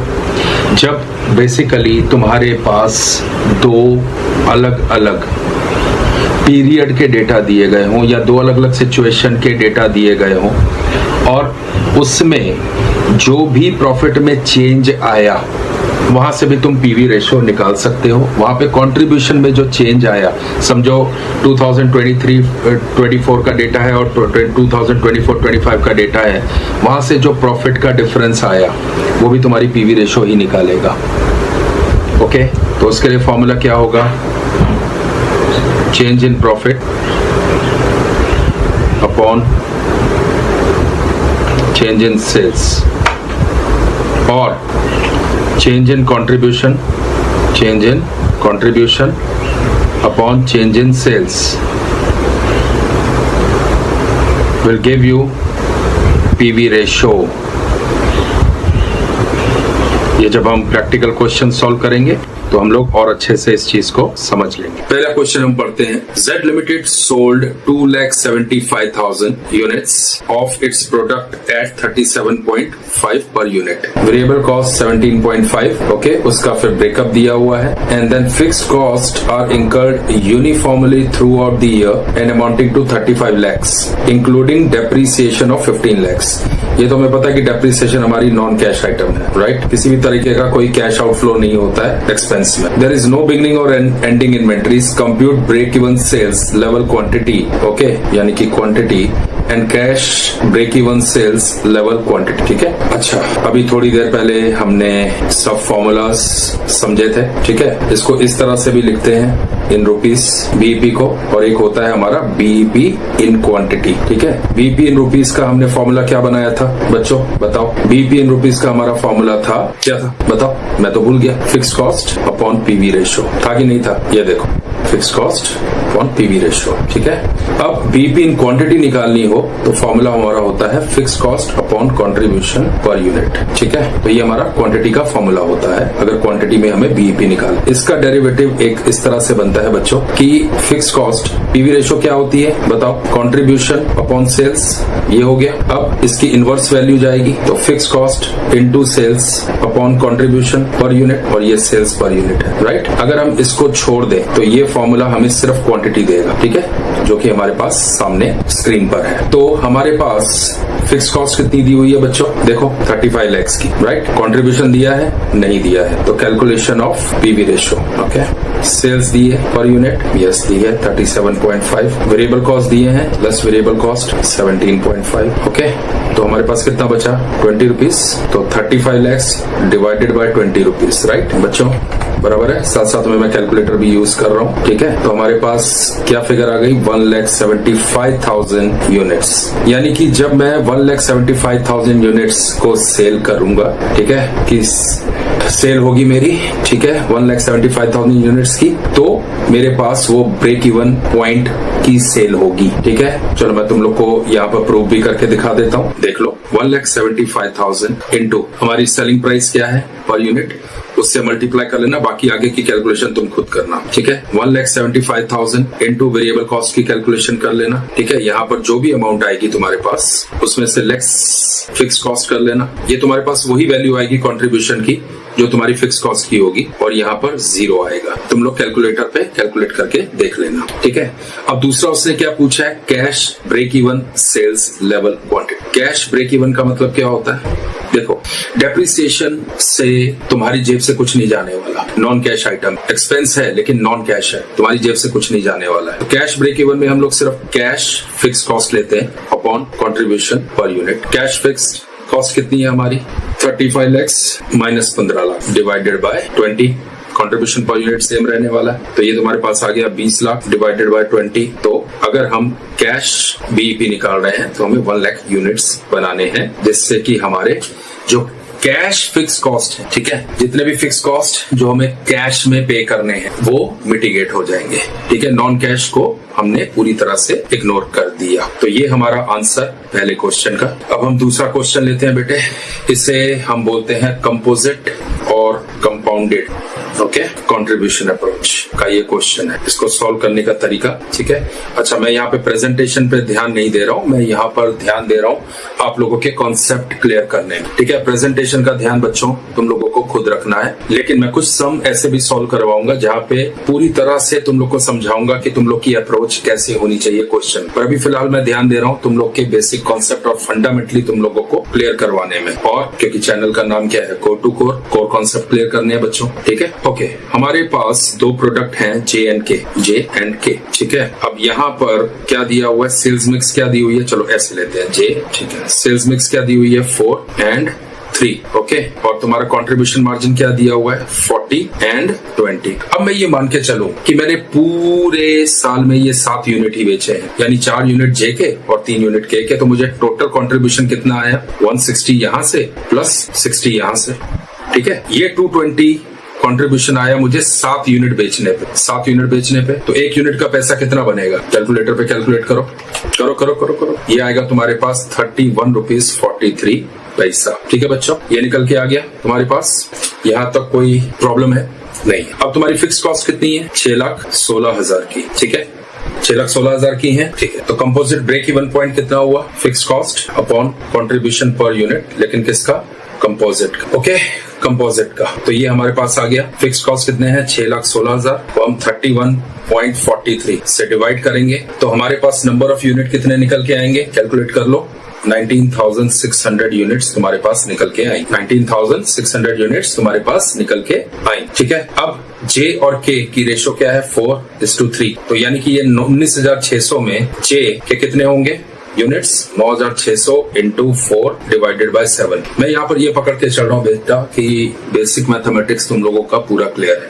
और अगर क्लियर नहीं है, सीए फाउंडेशन की मैथमेटिक्स की क्लासेस बहुत जल्दी शुरू होने वाली हैं। ठीक है, उस चैनल का लिंक मैं आप लोगों को बहुत जल्दी शेयर कर दूंगा, वहां पर आप अपना बेसिक मैथमेटिक्स और अच्छा करो, क्योंकि मैथमेटिक्स की सीए इंटर में तो ठीक ठाक, लेकिन सीए फाइनल में बहुत जरूरत है। ठीक है, तो 19,600 इंटू 4 डिवाइड बाय 7, तो तुम्हारे पास आ जाएगा 11,200 यूनिट्स, और के आ जाएंगे 19,600 इंटू 3 डिवाइडेड बाय 7, तो इसका आ जाएगा हमारे पास 8,400 यूनिट्स। इन दोनों का टोटल करोगे तो यानी कि 11,200 प्लस 8,400, तो तुम्हारा आंसर 19,600 यूनिट्स पे बैठे। तो ये क्वेश्चन भी हमारा सॉल्व हो गया बच्चों। यहाँ तक मुझे नहीं लगता तुम लोगों को कोई प्रॉब्लम आई होगी, क्योंकि हमने बहुत अच्छे से फॉर्मूला समझे हैं। ठीक है, अच्छा आज मैं तुम लोगों को सिर्फ इजी क्वेश्चन ही करवाऊंगा, तुम लोगों को एडवांस क्वेश्चन की तरफ लेके जाऊंगा। ठीक है, ठीक है, और प्लीज मेरी रिक्वेस्ट है, जितना शेयर करोगे, जितना मेरे चैनल को सब्सक्राइब करोगे, जितने लाइक्स दोगे, तो मुझे भी एक मोटिवेशन मिलेगा, और उन बच्चों तक भी पहुंचेगा जिन बच्चों को इस समय बहुत जरूरत है। ठीक है, और जो अफोर्ड नहीं कर सकते बड़ी बड़ी फीस, लेकिन यहाँ पर उनको सीखने मिलेगा, ये मेरा वादा रहा। ठीक है, तो प्लीज मेरी ये सहायता करिए। ठीक है, और याद रखना समय समय पर अलग अलग सब्जेक्ट्स के अलग अलग टॉपिक्स के ऊपर मैं वीडियोस बनाता रहूंगा, जो आपको बहुत मददगार होगी। ठीक है, चलो अब यहाँ पर नेक्स्ट क्वेश्चन है, question number 3। You are given the following particulars, fix cost 1,50,000, right, variable cost 15, selling price 30। तो सबसे पहले तो हम क्या निकाल लेते हैं, कंट्रीब्यूशन। कंट्रीब्यूशन क्या है हमारा, सेल्स प्राइस क्या है 30 रुपीज, फिट, वेरिएबल कॉस्ट क्या है 15, ये पर यूनिट कॉस्ट है, तो 15 हमारा कंट्रीब्यूशन पर यूनिट आ गया, बराबर है। तो इसका मतलब हमारी पीवी रेशो क्या हुई, पीवी रेशो क्या है, बताओ बताओ बताओ, पीवी रेशो क्या है, कंट्रीब्यूशन अपॉन सेल्स इंटू 100, यानी 15 डिवाइडेड बाय 30 इंटू 100, यानी कि 50%, तो आपकी पीवी रेशो आ गई। अब सबसे पहले हमें क्या बोला गया, ब्रेक इवन पॉइंट निकालने के लिए। ब्रेक इवन पॉइंट हम सेल्स का निकालते हैं सबसे पहले। Okay okay, break even point sales का क्या है फॉर्मूला, फिक्स कॉस्ट दी हुई है, यस दी हुई है, fix cost upon PV ratio. Fix cost कितनी है हमारी बच्चों, 1,50,000, पीवी रेशो क्या है 50%, तो हम इसको इस तरह से भी लिख सकते हैं 1,50,000 डिवाइडेड बाय 0.50। ठीक है, तो ये जब तुम निकालोगे, ठीक है, तो तुम्हारे पास वैल्यू में आ जाएगी अमाउंट। ठीक है, ब्रेक इवन पॉइंट वैल्यू में। ठीक है, और अगर तुम्हें क्वांटिटी में निकालनी है, क्वांटिटी में निकालनी है तो कैसे निकालोगे बेटा, तो तुम करोगे fix cost upon contribution per unit. ठीक है, कंट्रीब्यूशन पर यूनिट। अब मैं दिखाता हूं कि दोनों के आंसर कैसे सेम होंगे। Fix cost contribution per unit fix cost कितना है 1,50,000, कंट्रीब्यूशन पर यूनिट कितना है 15 रुपया, ठीक है, तो 10,000 यूनिट्स। अब इस 10,000 यूनिट्स को अगर 30 रुपए की सेल है, हमारी सेलिंग प्राइस है, तो यानी कि तुम्हारी सेल 3 लाख की होगी। और ये भी करके देख लो, ठीक है, पॉइंट है तो एक जीरो बढ़ जाएगा, तो 3 लाख की सेल यहाँ पर भी आ रही है, लेकिन ये यूनिट्स है, ठीक है। अगर हमने सेलिंग प्राइस पर यूनिट इसमें से निकाल दिया तो तुम्हारे पास क्वांटिटी आ जाएगी, राइट। मैंने पहले वाले क्वेश्चन में भी समझाया था। अब हमें निकालना क्या है, sales to earn a profit. ये एक नई चीज मैं तुम्हें सिखाने जा रहा हूँ बच्चों। डिजायर्ड सेल्स का फॉर्मूला क्या है, बिल्कुल वही है जो बीईपी का है, लेकिन with a twist. Okay, desired sale, अच्छा क्या होता है बीईपी सेल का फॉर्मूला बताओ, fix cost upon PV ratio. बस यहाँ पर तुम डिजायर्ड प्रॉफिट ऐड कर दोगे। डिजायर्ड प्रॉफिट कितना है 20,000 का, यही चाहिए ना हमें। ओके, फिक्स कॉस्ट कितनी है 1,50,000 प्लस 20,000 बराबर है, हाँ या ना, डिवाइडेड बाय 0.50 करके देख लो। ये तुम्हारे पास आ जाएगा 3,40,000 रुपीज की सेल करनी है। और अगर यूनिट में करना हो तो 1,70,000 divided by contribution per unit 15 करके देख लो कितना आता है, करके देख लो, ठीक है। तो ये बात समझ में आ गई बच्चों कि यहाँ तो कोई कंफ्यूजन है तुम लोगों को? कोई कंफ्यूजन नहीं है, बीच बीच में मैं छोड़ रहा हूँ, ये कैलकुलेटर से तुम लोग कैलकुलेट कर लेना, ठीक है। तो ये क्वांटिटी में आ जाएगी, डिजायर्ड सेल्स क्वांटिटी, अगर तुम कंट्रीब्यूशन पर यूनिट लेते हो तो, क्योंकि ये कंट्रीब्यूशन पर यूनिट है, ठीक है। अदरवाइज पीवी रेशियो लोगे तो तुम्हारे पास रुपीज में सेल आ जाएगी कि 3,40,000 की हमें सेल करनी, ठीक है बच्चों। यहाँ तक कोई कंफ्यूजन है? नहीं है। अब ये क्वेश्चन बहुत प्यारा है, अब इसको जरा ध्यान से समझना। यहाँ पे बोल रहा है company has a PV ratio of 40%। PV ratio क्या है 40% है, राइट। और by what percentage must sales be increased to offset 20% reduction in selling price. कि 20% रिडक्शन इन सेलिंग प्राइस करनी है, लेकिन हमें कंट्रीब्यूशन 40% ही चाहिए बॉस। कंट्रीब्यूशन में हम कुछ भी नहीं करने वाले, कंट्रीब्यूशन तो हमें 40 रुपया ही मांगता है। ओके, तो ठीक है भैया, हमने फिक्स कर लिया कि कंट्रीब्यूशन तो हमें ₹40 ही चाहिए, ठीक है। तो इसका मतलब मेरी सेल 100 रुपए की हुई, ठीक है।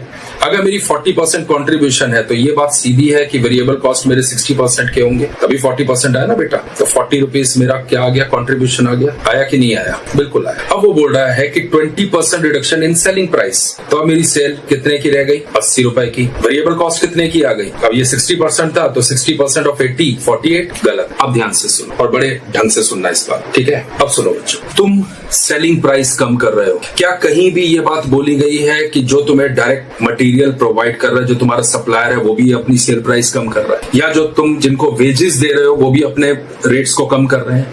कहीं भी लिखा है? नहीं। मतलब वेरिएबल कॉस्ट में कोई चेंज नहीं आ रही, तुम सिर्फ सेलिंग प्राइस में चेंज कर रहे हो ताकि और ट्रैक्शन आ सके और लोग तुम्हारा माल खरीद सके, राइट। इसके लिए तुमने कुछ सोच के सेलिंग प्राइस कम की होगी, पर तुमने सेलिंग प्राइस कम की है, तुम्हारे सप्लायर ने सेलिंग प्राइस कम नहीं की है, तुम्हारे वर्कर्स ने अपने रेट कम नहीं किए हैं, राइट। तो वेरिएबल कॉस्ट तो 60 पे ही रहेगी बॉस। तो अब मेरा कंट्रीब्यूशन घट के हो गया 20 रुपया, हाँ या ना। कंट्रीब्यूशन क्या रह गया 20 रुपया, राइट। कमाना कितना है मुझे 40। अब एक यूनिट पे मुझे 20 रुपया मिल रहा है, तो मुझे इसका मतलब 2 यूनिट बेचने पड़ेंगे ना 40 रुपीज कमाने के लिए, हाँ या ना। वो मैं प्रूव करके दिखाता हूँ। चलो, अब तुम्हारे पास कंट्रीब्यूशन 20 है, सेलिंग प्राइस 80 है, इंटू 100 करो। अब तुम्हारी देखो पीवी रेशो क्या आई, नहीं। पीवी रेशो क्या होता है, कंट्रीब्यूशन अपॉन सेल्स इंटू 100, हाँ या ना। ये हो गया 25%। क्या यहाँ तक कोई प्रॉब्लम है तुम लोगों को? मैं कैलकुलेटर जरा देख लेता हूँ। बिल्कुल ठीक है, ठीक है। तो अब रिक्वायर्ड सेल्स क्वांटिटी क्या होगी, पहले तो रिक्वायर्ड सेल क्या होंगी मेरी, ठीक है। रिक्वायर्ड सेल वैल्यू, ठीक है। मेरे को कंट्रीब्यूशन तो भैया 40 पैसे का ही चाहिए, लेकिन मेरा पीवी रेशो तो 0.25 की रह गई है। इसका मतलब 40 रुपीज कमाने के लिए, यानी कि 40 पैसा कमाने के लिए, और 25 पैसा मेरा कंट्रीब्यूशन है, मुझे 1.6 टाइम्स सेल करनी होगी। 1.6 टाइम्स मतलब है 160%, यानी कि 60% over and above the present sale, यानी 60% का इंक्रीज करना होगा सेल में। 60% इंक्रीज करना होगा सेल में। बात समझ में आ गई? 60% सेल में मुझे इंक्रीज लाना होगा, ठीक है। और क्वांटिटी कितनी बढ़ानी होगी, रिक्वायर्ड सेल्स क्वांटिटी। बोलो बोलो बोलो बोलो। रिक्वायर्ड सेल्स क्वांटिटी क्या करनी होगी, अभी समझाया मैंने, ऊपर लिखवाया था ना ये, कि अगर 40 पैसा कमाना और तुम्हें एक जो है वो 20 पैसा दे रहा है या 20 रुपया दे रहा है, तो 40 रुपए कमाने के लिए मुझे 2 यूनिट बेचने पड़ेंगे। इसको मैं अलग तरीके से प्रूव भी करके दिखा देता हूँ, ठीक है। तो इसमें होगा डिजायर्ड कंट्रीब्यूशन जो होगा मेरा, राइट। फॉर्मूला तो यही बनेगा, desired contribution upon revised PV ratio, ठीक है, and into revised selling price, बराबर है। तो 40 पैसा मुझे चाहिए कमा के, 0.25 पैसा मुझे मिल रहा है कंट्रीब्यूशन का आउट ऑफ 0 रुपीज 80 पैसा के। तो इसका मतलब ये 2 टाइम्स यानी कि 2 यूनिट्स मुझे बेचने पड़े, राइट। 80 पैसा में मुझे कितना मिलेगा बताओ, बोलो बोलो बोलो। 80 पैसा में मुझे सिर्फ 20 पैसा मिलेगा। 25% ऑफ 80 इज 20 पैसा, और मुझे कमाना कितना है 40 पैसा। तो 2 यूनिट बेचूंगा तो 40 पैसा आएगा कि नहीं आएगा, बराबर है, बिल्कुल सही है, ठीक है। तो यहाँ पे समझ में आ गया। अब थोड़ा मैं प्रूव करके दिखा देता हूँ बच्चों, तुम लोगों को जरा ध्यान से देख लो, ठीक है। और आज हम इसी क्वेश्चन तक सॉल्व करेंगे, ठीक है। इसके बाद हम और एडवांस क्वेश्चन पकड़ेंगे। याद रखना, अगर तुम सीए कर रहे हो बच्चों, तो आईसीएआई की बुक से अच्छी बुक कोई नहीं है।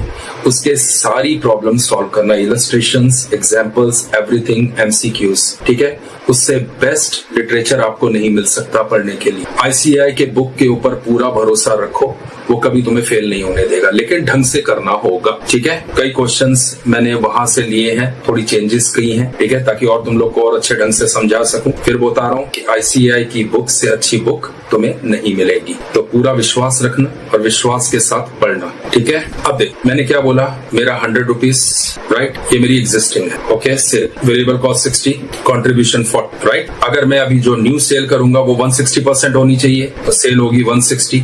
ये कैसे आई, 80 इंटू 2 यूनिट्स, ठीक है। वेरिएबल कॉस्ट कितनी होगी, बोलो बोलो बोलो बोलो। 2 यूनिट बेच रहे हो, 1 यूनिट का कितना है 60 रुपया, क्योंकि मैंने बोला था वो चेंज नहीं होगा वेरिएबल कॉस्ट, क्योंकि तुम्हें कोई बेनिफिट नहीं देने वाला तुम्हारा सप्लायर एंड तुम्हारे वर्कर्स। तो 120 कितना बचा, 40 बचा कि नहीं कंट्रीब्यूशन तुम्हारे पास, देख लो। तो 160% हुआ कि नहीं हुआ, 100 से 160 इज 160%, यानी 60% increase on 100 rupees, right. Variable cost तुम्हारे 120 हो जाएंगे, क्योंकि 2 यूनिट्स है अभी, इतना तो बेचना ही पड़ेगा टू अर्न 40 का कंट्रीब्यूशन, राइट। तो आई थिंक तुम लोगों को ये क्वेश्चन पूरी तरह से क्लियर हो गया होगा, ठीक है। अब आपके स्क्रीन पे सामने क्वेश्चन दिख रहा होगा, Z Limited manufactures and sells a single product X whose selling price is 40 per unit and the variable cost is 16 per unit. Okay, तो सामने के सामने हमारे पास कंट्रीब्यूशन तो हम निकाल ही पाएंगे। देखो, सेलिंग प्राइस कितनी है 40 है, ओके, एंड वेरिएबल कॉस्ट हमारे पास 16 है, तो 24 रुपीज कंट्रीब्यूशन हो गया। तो ये अगर 100 है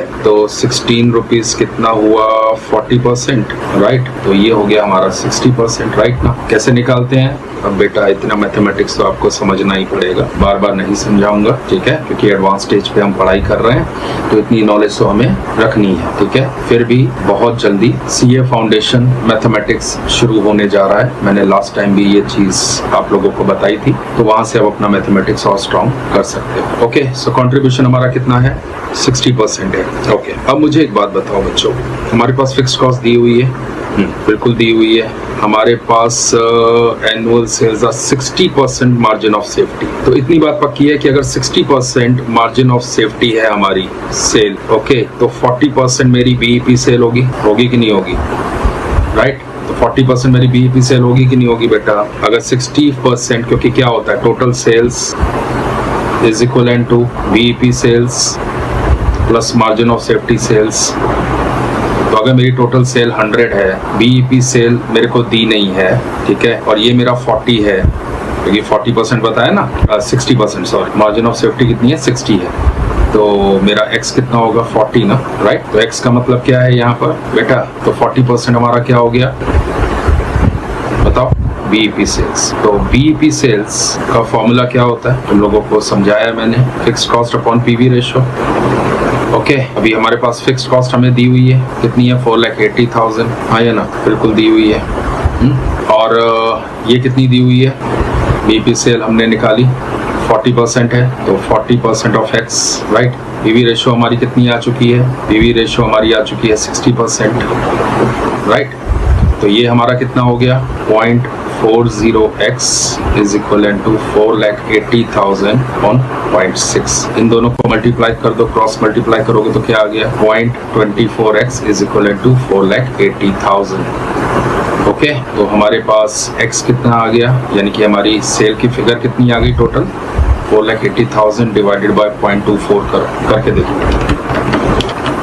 एक और मेथड है, उस मेथड से भी सॉल्व करके दिखाऊंगा तुम लोगों को। तो 20 lakhs ये किस में आ गई, रुपीज में, इसमें आ गई रुपीज। और अगर यूनिट्स में निकालना हो तो देखो 20 lakhs सेल प्राइस कितना है हमारा 40, सेलिंग प्राइस 40 है, राइट। तो कितना हो गया 5 lakhs यूनिट्स। यहाँ तो कोई कंफ्यूजन है तुम लोगों को बेटा? नहीं, ठीक है, ये हमारे पास निकल आया। अब इसके बाद उसने क्वेश्चन में क्या पूछा हुआ है, calculate the rate of net returns on sales assuming an income tax level of 40%। अब मैं ये साइड थोड़ा सा निकाल रहा हूँ, सिंपल वे में भी इस क्वेश्चन को और सिंपल वे में भी क्वेश्चंस को सॉल्व कर सकते हैं, बट तुम लोगों का फंडा क्लियर करने के लिए, ताकि अगर किसी भी तरह का कोई भी हिडन इंफॉर्मेशन है तो किसी भी तरह से तुम लोग डिराइव कर सकते हो फॉर्मूला को अप्लाई करके। इसके लिए मैं डिफरेंट तरीकों से तुम लोग को क्वेश्चन करवा रहा हूँ, ठीक है। ये क्वेश्चन ICAI की बुक से लिया गया है, ठीक है, ओके। तो 5 lakhs यूनिट्स हमारे पास निकल के आ गए बच्चों। यहाँ तक कोई कंफ्यूजन है? Sorry, 50,000 units, my bad, 50,000 units, ये जीरो कैंसिल आउट, ओके। तो 50,000 यूनिट्स, सॉरी। अब उसने हमसे क्वेश्चन में क्या पूछा है? क्वेश्चन में उसने हमसे पूछा है कि calculate the rate of net return on sales assuming income tax level of 40%। तो इसके लिए हमें क्या बनानी पड़ेगी? एक स्टेटमेंट बनानी पड़ेगी, ठीक है। स्टेटमेंट का नाम क्या होगा? स्टेटमेंट ऑफ, या हाँ ऐसे भी लिख सकते हो, statement showing, statement showing calculation of rate of net return on sales. जगह की मारामारी है, इसके लिए थोड़ा सा तुम लोग नीट लिखना बेटा, ओके। सो हमारी पास सेल कितनी हो गई? 50,000 यूनिट्स, 40 पर यूनिट हमारा सेलिंग प्राइस है, और हमने रुपीस में वैसे भी निकाला था, ठीक है। तो 20 lakhs आ गया, ये देखो 20 lakhs हमने यहाँ पे निकाला था, ठीक है। अब variable cost less variable cost 50,000 units into कितना है 16 पर यूनिट इनटू 16, तो कितना हो गया बच्चों? 50,000 इनटू 16, कैलकुलेटर यूज करते रहना, 80,000, okay, sorry 8 lakhs, okay. So हमारे पास कंट्रीब्यूशन कितना आ गया? 12 लाख का कंट्रीब्यूशन आ गया। फिक्स कॉस्ट कितनी दी हुई है? 4,80,000, ठीक है। तो हमारे पास प्रॉफिट कितना आ गया? 12 लाख में से 4,80,000 माइनस करो, कितना आ गया? 4 लाख, सॉरी, ये तुम्हारे पास आ गया 7,20,000 less income tax. Income tax कितना है? 40%, तो 720 का 40% इनकम टैक्स 2,88,000। तो हमारे पास नेट रिटर्न कितना आया? नेट रिटर्न कितना हुआ बच्चों?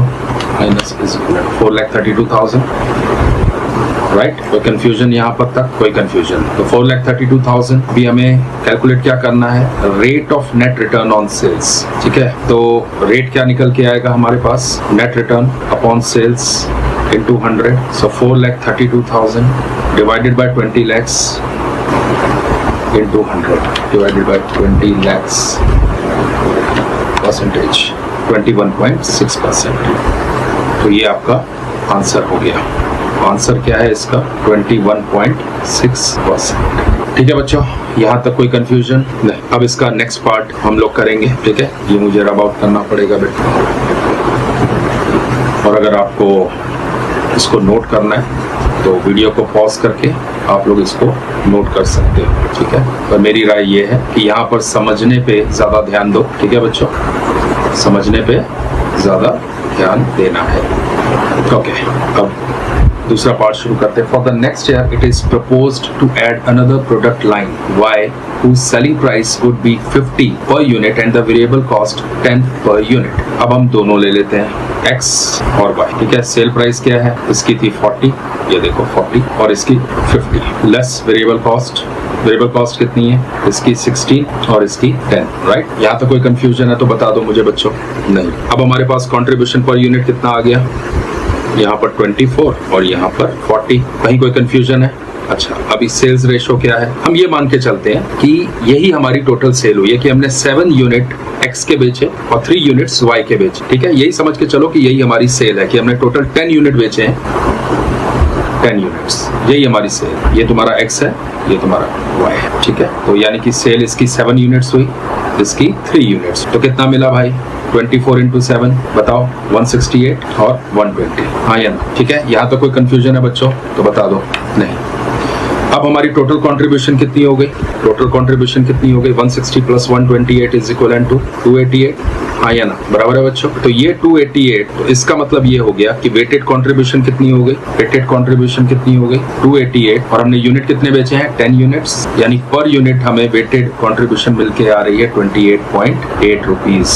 ठीक है, यानी कि हर यूनिट 28.8 की वेटेज लेके चल रहा है, जिससे हमारे पास कितना कलेक्ट हो जाएगा? 288, जिसमें 7 यूनिट हम एक्स के बेचेंगे, 3 यूनिट हम वाई के बेचेंगे। लेकिन पर यूनिट वेटेड कंट्रीब्यूशन जो हमारी, जैसे हम एवरेज निकालते हैं, बिल्कुल वैसे ही एवरेज निकालनी है 10 यूनिट्स की, तो हमारे पास 28.8 यूनिट्स रुपीस निकल के आ जाएंगे पर यूनिट कॉस्ट। यहाँ तक कोई कंफ्यूजन है बच्चों? नहीं। अब हमें क्या दिया हुआ है? फिक्स कॉस्ट कितनी रजिस्टर हो रही है? 6 एस्टिमेट हुई है 6,66,600। अच्छा, अब मुझे बताओ, अच्छा, determine the level of sales next year with Z limited break even. Okay, break even point sale क्या फॉर्मूला क्या होता है बच्चों? बताओ। अगर यूनिट्स में निकालना है तो यूनिट्स में निकालना है तो क्या होता है? Fix cost on contribution per unit. हाँ या बिल्कुल ठीक है। अब यहाँ पे भी हम क्या करेंगे? यहाँ पे हम सिर्फ weighted contribution per unit, contribution per unit की जगह वेटेड कंट्रीब्यूशन पर यूनिट ले लेंगे। फिक्स कॉस्ट हमें दी हुई है 600। ओके, और कितना है वेटेड कंट्रीब्यूशन पर यूनिट? 28.80। यहाँ तो कोई प्रॉब्लम है तो अब करके देख लो। 6,66,600 डिवाइडेड बाय 28.8 कितना आ गया? फ्रैक्शन में आएगा बच्चों, तुम फ्रैक्शन में भी रख सकते हो। ठीक है, 2,31,000 23,145.80 23,145.80। ठीक है, वैसे 0.8333 आता है, तो नियरेस्ट 0.80 या आप 23,146 भी ले सकते हो। ठीक है, ओके। अब उसने क्या बोला है कि give separately for both X and Y the break even sales in rupees and quantities. Rupees में भी देना है और क्वांटिटी में भी देना है। ठीक है, अब पहले क्वांटिटी हमारे पास तो आ गई। हमारी रेशो क्या है? रेशो क्या बन रही है? 7:3 की। तो अब आपको x और y में डिवाइड तो करना पड़ेगा 145.80 को। x में कितना हो जाएगा? 23,145.80 into 7/10। Okay, into 7 divided by 10। तो आपके पास ये आ जाएंगे 16,202 यूनिट्स। 16,202 यूनिट्स में हो गया, और रुपीज में कितना हो जाएगा? 16,202। सेल वैल्यू क्या है? 40, तो इंटू 40 कितना हो गया? 6,48,080। 6,48,000 मेरे पास 83 आ रहा है और आप लोग की बुक में 80 है। ठीक है, तो मैं वही पकड़ लेता हूँ ताकि कंफ्यूजन नहीं। ठीक है, ओके। 16,202 इंटू 40 नहीं बराबर है 648,000। और y का कितना होगा? 2,31,145.80 इंटू 3/10। ये आपके पास आ जाएगा कितना? 6,944। करके देख लेते हैं। 23,145.80 इंटू 3, 6,944। ओके, और वैल्यू में कितना आ जाएगा? 6,944। सेल वैल्यू क्या है? 50, तो आ गया 347,200। ठीक है बच्चों, तो ये हो गया तुम्हारा इन यूनिट्स और ये हो गया इन रुपीज। ओके, क्या हो गया? बीईपी सेल्स वाई, और ये एक्स की बीईपी सेल्स, ये हो गई इन यूनिट्स और ये हो गई इन रुपीज। तो ये आपका आंसर है इस क्वेश्चन का। ठीक है बच्चों, मेरे हिसाब से यहाँ पर कोई कंफ्यूजन आप लोगों को नहीं होनी चाहिए। ठीक है, अब हम नेक्स्ट क्वेश्चन अप्रोच करेंगे, और इसका मैं एक सिंपल वे भी तुम लोगों को समझा सकता हूँ बच्चों, क्या फाइंड आउट करने का, break even point find out करने का। ठीक है, तो मैं इसको फिर बता रहा हूँ, तुम लोगों को हर तरीके से सॉल्यूशन देने की कोशिश कर रहा हूँ, जहाँ पे जैसा दिमाग चले, और एग्जाम पास में है बच्चों, तो ये वीडियो आपके लिए काफी हेल्पफुल होगी।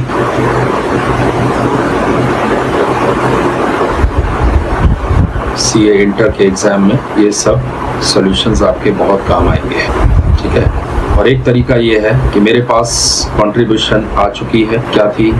Sales 40, variable cost 16, 24 contribution per unit, right. तो बीईपी यूनिट्स कैसे निकाल सकते हो आप?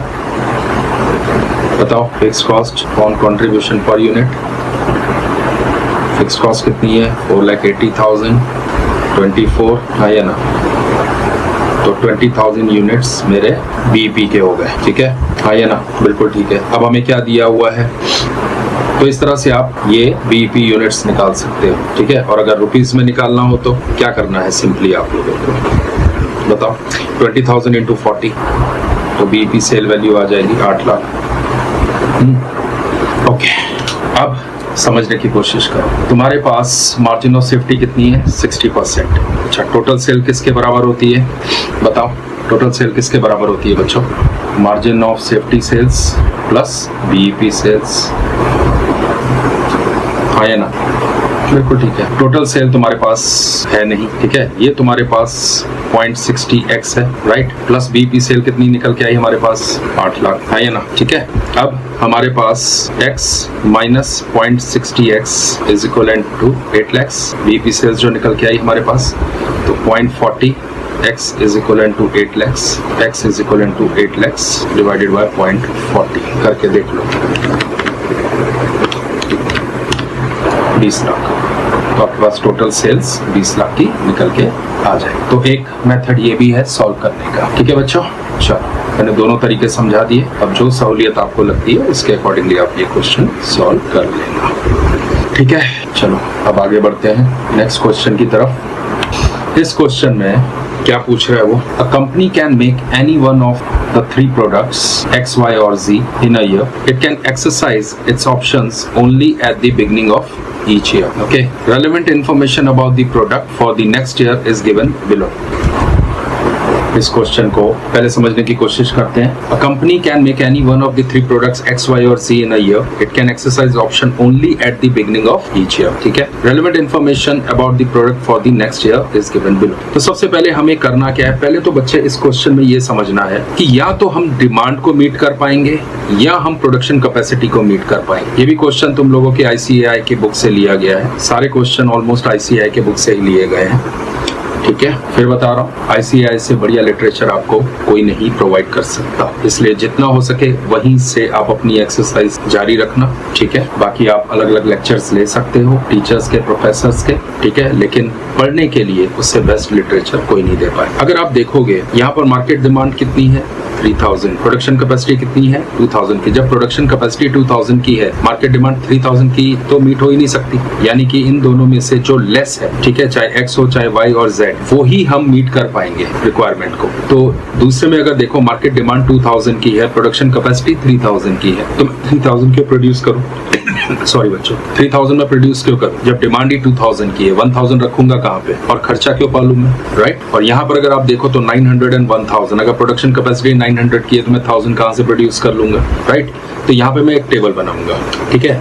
वो टेबल में एक साइड में लिखूंगा X, Y एंड Z, और यहाँ पे लिखूंगा पर्टिकुलर्स, ठीक है।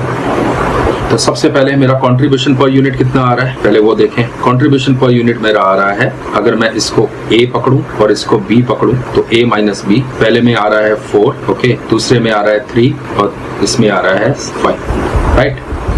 अब मैं या तो मार्केट डिमांड पकड़ूं या प्रोडक्शन कैपेसिटी पकड़ूं, लेकिन क्या, लीस्ट ऑफ मार्केट डिमांड और प्रोडक्शन कैपेसिटी, ठीक है। पहले केस में लीस्ट क्या है, 2000 है, तो 2000 पकड़ेंगे X के केस में, ठीक है। दूसरे के केस में लीस्ट क्या है, 2000 है, ठीक है, हाँ या ना, बताओ मुझे, बिल्कुल ठीक है। तीसरे के केस में 900।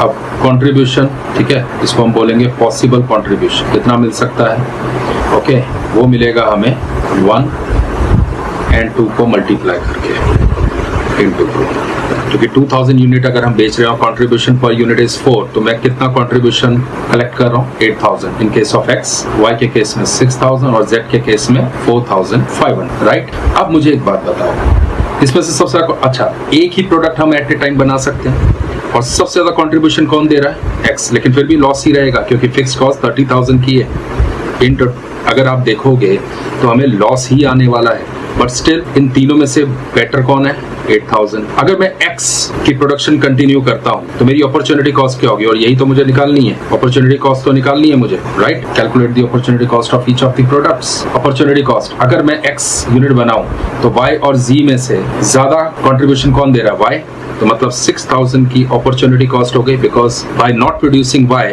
ओके, सो अपॉर्चुनिटी कॉस्ट क्या होता है? Opportunity lost is opportunity cost, so I am losing Y because I am going for X, right? तो 6000 का लॉस है, राइट? और अगर मैं y को कंटिन्यू करता हूं तो मैं x को मुझे छोड़ना पड़ेगा, तो जो मैंने अपॉर्चुनिटी छोड़ी वही मेरी कॉस्ट हो गई 8000, राइट? और अगर मैं z को कंटिन्यू करता हूं तो भी मुझे x को ही छोड़ना है, क्योंकि 8000 ज्यादा कंट्रीब्यूशन किसकी? 8000 की, ठीक है? तो अब मुझे बताओ बेटर ऑप्शन क्या है? डेफिनेटली x, क्योंकि अगर मैं अपॉर्चुनिटी कॉस्ट भी माइनस करूं पॉसिबल कंट्रीब्यूशन में तो भी पॉजिटिव है और यहाँ पर नेगेटिव हो रही है, राइट? सो बेस्ट ऑप्शन मेरे लिए is to continue with x, right? तो ये सॉल्यूशन हो गया क्वेश्चन नंबर 2 का। सो बच्चों अगला क्वेश्चन हमारे पास है, PQR limited has furnished the following data for the 2 years, जिसमें 21-22 के आपको सेल्स की, पीवी रेशो की और मार्जिन ऑफ सेफ्टी की परसेंटेज दी हुई है, सेल्स इन फिगर्स दी हुई है। 22-23 की सेल्स मिसिंग है, profit volume ratio is 37.5%, profit margin of safety is 21.875%। Okay, so बहुत बढ़िया question. There has been substantial savings in the fixed cost in the year 22-23 due to the restructuring process. Okay, कुछ restructuring process किए गए हैं, इसमें 22-23 में fixed cost कम हो जाएगी, यानी कि पिछले साल से वो कम होने जा रही है। The company could maintain its sales quantity level of 21-22 and 22-23, यानी कि अगर 10,000 यूनिट बेच रहे थे अभी भी 10,000 यूनिट बेचेंगे।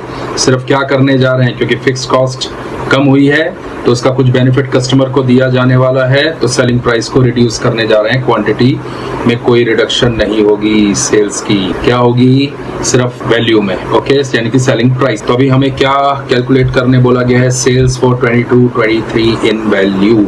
Very good. तो इसका मतलब ये है कि अगर 21-22 में 8 लाख की सेल्स थी, राइट? पीवी रेशो क्या है? पीवी रेशो इज 50%, यानी कि कंट्रीब्यूशन हमारा 50% है।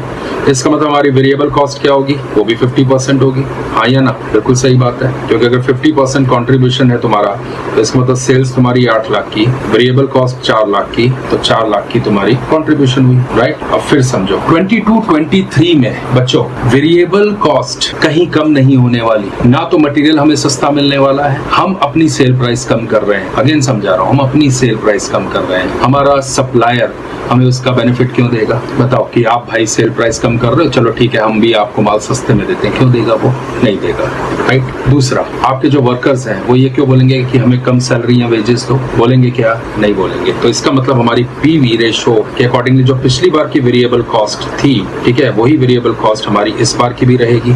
यहाँ पर भी 22-23 में हमारी वेरिएबल कॉस्ट 4 लाख पे ही खड़ी रहेगी, ठीक है? तो ये चीज को ध्यान से समझ लेना।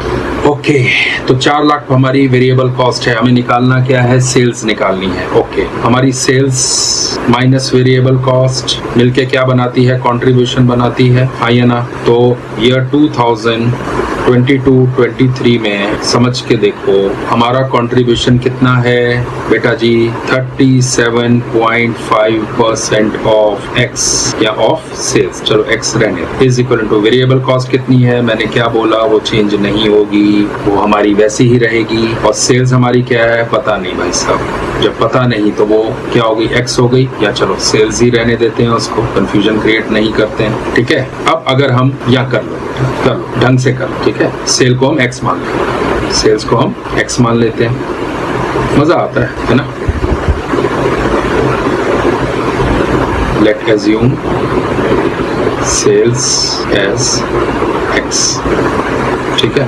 अब ये भाई साहब को इधर, ये भाई साहब को इधर ले जाओ तो साइन चेंज हो जाएंगे, जो प्लस है वो नेगेटिव हो जाएगा, जो नेगेटिव है वो प्लस हो जाएगा। x माइनस, तो क्या मैं 37.5% को 0.375x लिख सकता हूँ? यस, बिल्कुल लिख सकता हूँ। इज इक्वल टू, यहाँ जाके साइन चेंज हुआ तो 4 लाख। ओके, तो x जब होता है तो उसे 1x पकड़ा जाता है, तो 1 में से 0.375 माइनस करो, ये हमारे पास आ गया 0.625x is equal to 4 lakh.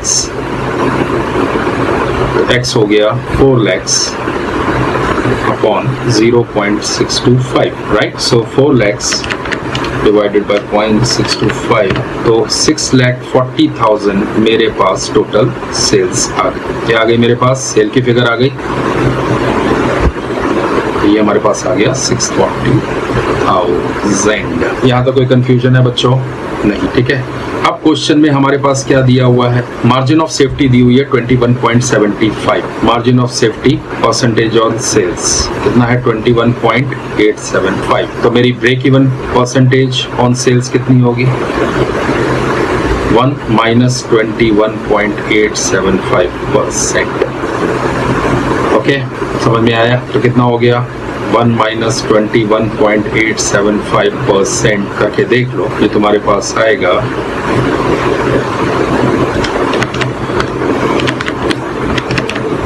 78.125% is my BEP percentage on sales. समझ में आ गया बच्चों? यहाँ तो कोई कंफ्यूजन है? नहीं है, ठीक है। अब मेरे पास ब्रेक इवन सेल बनके कितनी आ गई? हमारे पास सेल की फिगर आ चुकी हुई है, यहाँ पे लिखा है 78.125% of the sales is your BEP sales, आया ना? ठीक है, तो BEP सेल्स हमारे पास कितनी है? ये 6,40,000, इसका 78.125% करो इनटू,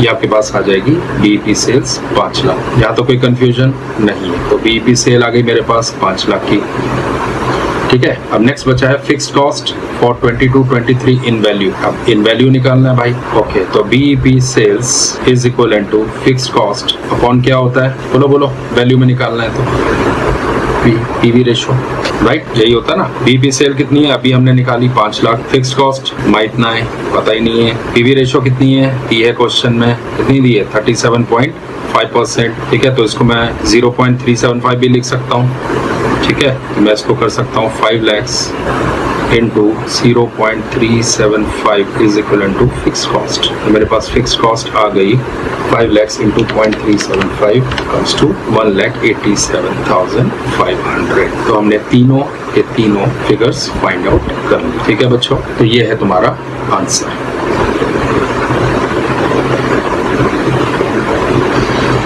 कहीं कोई कंफ्यूजन? अगर कोई कंफ्यूजन है तो कमेंट बॉक्स में आप लिख सकते हो और आपको उसका सॉल्यूशन दे दिया जाएगा बच्चों, ठीक है। तो ये क्वेश्चन भी हमारा सॉल्व हो गया। अब हम नेक्स्ट क्वेश्चन की तरफ बढ़ते हैं। इस क्वेश्चन को जरा ध्यान से देख लो, वीडियो पॉज करो और इस क्वेश्चन को ध्यान से पढ़ो। ओके, चलो अब इस क्वेश्चन को सॉल्व करते हैं। तुम्हारे पास part A and part B, पहले क्वेश्चन को आई होप आप लोगों ने समझ लिया होगा। इन दोनों में से कोई एक पार्ट ही एट ए टाइम बना सकती है। कौन? Z लिमिटेड। किसके लिए? M लिमिटेड के लिए, ठीक है। पार्ट A की कुछ हमारे पास डेटा दिए हुए हैं और पार्ट B के डेटा दिए हुए हैं। अलॉय यूसेज दोनों में सेम लगने वाला है, पर मशीन P में जाके पार्ट A में 0.6 आवर्स लगते हैं, 0.25 आवर्स लगते हैं पार्ट B के, 0.05 hours and 0.55 hours in machine Q। Okay, target price उन्होंने सोचा हुआ है 145 एंड 115 का। टोटल मशीन आवर्स अवेलेबल है 4000 और मशीन Q के 4500 आवर्स, ठीक है। अलॉय का भी 13,000, यानी कि ये सारे की फैक्टर्स हैं, यानी कि लिमिटेड फैक्टर्स। तो लिमिटेड फैक्टर्स में से जो लीस्ट होगा वही हम डिसाइड करेंगे, ओके। उसी में से हम डिसाइड करेंगे कि जो लीस्ट होगा उतनी ही हम प्रोडक्शन कर पाएंगे, उसके बियॉन्ड हम जा ही नहीं पाएंगे, ठीक है, क्योंकि वो लिमिटिंग फैक्टर है। अब वो तुम्हारा रॉ मटेरियल भी हो सकता है, वो तुम्हारे मशीन आवर्स भी हो सकते हैं, ओके। तो पहले देखना है। अब देखो यहाँ पर P भी अपने आप में एक लिमिटिंग फैक्टर है, Q भी अपने आप में एक लिमिटिंग फैक्टर है और एलॉय अवेलेबल भी एक लिमिटिंग फैक्टर, ठीक है। तो हम इसको कुछ इस तरह से सॉल्व करते हैं, ठीक है। तो पहले हमें क्या निकालना? Identify the spare part which will optimize contribution at the offered price, okay. So let's do it. एक साइड में लिखेंगे हम पार्ट A और एक साइड में लिखेंगे पार्ट B। तो बच्चों हमारे पास मशीन आवर्स कितने अवेलेबल हैं? 4000 आवर्स। तो मशीन P के कितने आवर्स लगेंगे? यानी कि 4000 आवर्स में हम कितनी प्रोडक्शन कर पाएंगे? बताओ। एक प्रोडक्ट को बनाने के लिए 0.6 आवर्स लग रहे हैं। कितने? 0.6 आवर्स पार्ट A के लिए और पार्ट B के लिए 0.25 आवर्स। टोटल आवर्स कितने अवेलेबल हैं? 4000, ठीक है। तो 4000 डिवाइडेड बाय 0.60, क्योंकि 0.60 लग रहा है आवर्स राइट, और 4000 हमारे पास टोटल आवर्स अवेलेबल है, तो हम बना पाएंगे इसमें 6666 यूनिट। फ्रैक्शन को हमने इग्नोर कर दिया है, ठीक है। वैसे हम फ्रैक्शन को हम फुल एक यूनिट पकड़ के चल सकते हैं, लेकिन आपके बुक में जैसे सॉल्यूशन है मैं वैसे ही करके दे रहा हूँ ताकि आगे चल के कोई कंफ्यूजन नहीं हो, ठीक है। पार्ट बी, अब यहाँ पर तुम्हारे पास अगेन 4000 आवर्स ही अवेलेबल हैं, बट यहाँ पर 20.25 आवर्स में आप कंप्लीट कर दे रहे हो। 4000 डिवाइड बाय 0.25 आवर्स लग रहे हैं एक यूनिट बनाने के लिए, तो पार्ट बी के आपके पास 16000 यूनिट्स बन के आ जाए, ठीक है। सेम मशीन क्यू, अब मशीन क्यू में आपके पास कितना है और आवर्स कितने अवेलेबल है, 4500, तो 4500 divided by 0.50 hours and 4500 divided by 0.55 hours, ठीक है। तो 4500 डिवाइडेड बाय 0.5 9000 यूनिट्स बन सकते हैं इसमें, क्योंकि आधा घंटा ले रहा है ना बनाने के लिए, 0.5 मतलब आधा घंटा, ठीक है। तो 4005 आवर्स में सीधी बात है 9000 यूनिट्स बन जाएंगे, तो 4500 डिवाइडेड बाय 0.55 ये आपके पास आ जाएगा। फ्रैक्शन को हम इग्नोर कर रहे हैं, ठीक है। आप फ्रैक्शन को पूरा एक यूनिट ले सकते हो, it's totally up to you, answer गलत नहीं होगा, पर जिस तरह में आपके बुक का सोल्यूशन है हम उसको उसके अकॉर्डिंगली लेके चल रहे हैं। अब एलॉय कितना अवेलेबल है, 13000, और एक को बनाने के लिए कितना लग रहा है, 1.6 kg दोनों में, ठीक है। तो दोनों का सेम ही आएगा, ठीक है। सो 13,000, ओके, 1.6 kg लग रहे हैं एक यूनिट बनाने के लिए, तो कितने हमारे पास यूनिट बन के तैयार हो सकते हैं, 8125। अब ना हमें इनमें से लीस्ट, ठीक है, मिनिमम ऑफ द 3 हमारी मैक्सिमम आउटपुट होगी। मैक्सिमम आउटपुट हमारी कौन सी होगी, मिनिमम ऑफ 3, और वो 3 क्या है, 1, 2 एंड 3। अब इसमें देखो ये हमारे पास लिमिटिंग फैक्टर है मशीन पी, इससे ज्यादा का प्रोडक्शन वो कर ही नहीं सकता, तो इतने यूनिट बना के करोगे क्या जब वो उसको प्रोसेस ही नहीं कर सकता, ठीक है। तो 6666 इसका आ गया, और इसमें लीस्ट कौन सा है, 8125। तो यहाँ तक हमारा क्वेश्चन समझ में आ रहा है बच्चों, ठीक। अब हम क्या निकालेंगे, अब हम निकालेंगे कि हमारे पास कंट्रीब्यूशन कितना कितना आ रहा है, ठीक है। अगेन पार्ट ए ले लेते हैं और पार्ट बी ले लेते हैं, ठीक है। Part A and part B, okay. देखते हैं नीचे जगह कितनी, नहीं तो मैं नीचे सॉल्व कर दूं, नहीं ठीक है यही करता हूँ, ठीक है बच्चों। पार्ट ए मटेरियल कॉस्ट क्या आ रही है, 12.5 पर यूनिट का निकाल रहे हैं, ठीक है, पर यूनिट, बाद में हम इससे मल्टीप्लाई कर देंगे आउटपुट्स, ठीक है, पर यूनिट। 12.5 हमारा क्या कॉस्ट है, ठीक है, और 1.6 यूनिट्स लग रहे हैं एक यूनिट बनाने के लिए, 1.6 रॉ मटेरियल, ठीक है। अब देख लो क्वेश्चन में आपको रेट दिए हुए हैं, ठीक है, और बी को बनाने के लिए सेम, तो ये हमारे पास आ गया 20 रुपीज और ये भी आ गया 20 रुपीज, ठीक है। अब variable overhead machine P per unit कितना बना बच्चों, बताओ। अगर तुम ऊपर क्वेश्चन में देखो तुम्हें वेरिएबल कॉस्ट दी हुई है 80 रुपीज एंड 100 रुपीज, ठीक है, दी हुई है, बिल्कुल दी हुई है। अब तुम्हारे पास 0.6 आवर्स एंड 0.25 आवर्स, तो 80 डिवाइडेड बाय 0.62 इंटू, ठीक है, और 80 मशीन पी के मशीन आवर्स रेट है ना, और इसमें कितना लग रहा है, 0.25, तो ये हो गया तुम्हारा 48 और ये हो गया तुम्हारा 20 रुपीज, हाँ या ना, बिल्कुल सही बात है। अब सेम यहाँ पर वेरिएबल ओवरहेड मशीन क्यू, ठीक है, यहाँ पर क्या रेट है, 100 इंटू 0.5, 100 इंटू 0.55, तो यहाँ पर 50 रुपया और यहाँ पे 55 रुपीज, राइट बच्चों। सॉरी ब्रैकेट की जरूरत नहीं है, हम सेल्स में माइनस नहीं कर रहे हैं, राइट। चलो यहाँ तक कोई कंफ्यूजन नहीं। तो टोटल वेरिएबल कॉस्ट कितनी हो गई, इन सब का टोटल 118 एंड 95। अब टारगेट प्राइस क्या है, टारगेट प्राइस दिए हुए हैं 145 एंड 115, 145 एंड 115, ठीक है। तो कंट्रीब्यूशन कितना हो गया, इसमें से इतना माइनस कर दो, सो लेस टारगेट प्राइस, ठीक है। तो 145 माइनस 118, 27 एंड 20। अब यूनिट कितने बनाने हैं, यूनिट्स टू बी प्रोड्यूस्ड, इसमें है 6667 और इसमें है 8125। तो टोटल कंट्रीब्यूशन कितना हो गया, टोटल कंट्रीब्यूशन कितना हो गया, 27 इंटू फॉर यूनिट प्रोड्यूस्ड। अब हमारे पास यूनिट कितना है, 666 लिया था ना, सॉरी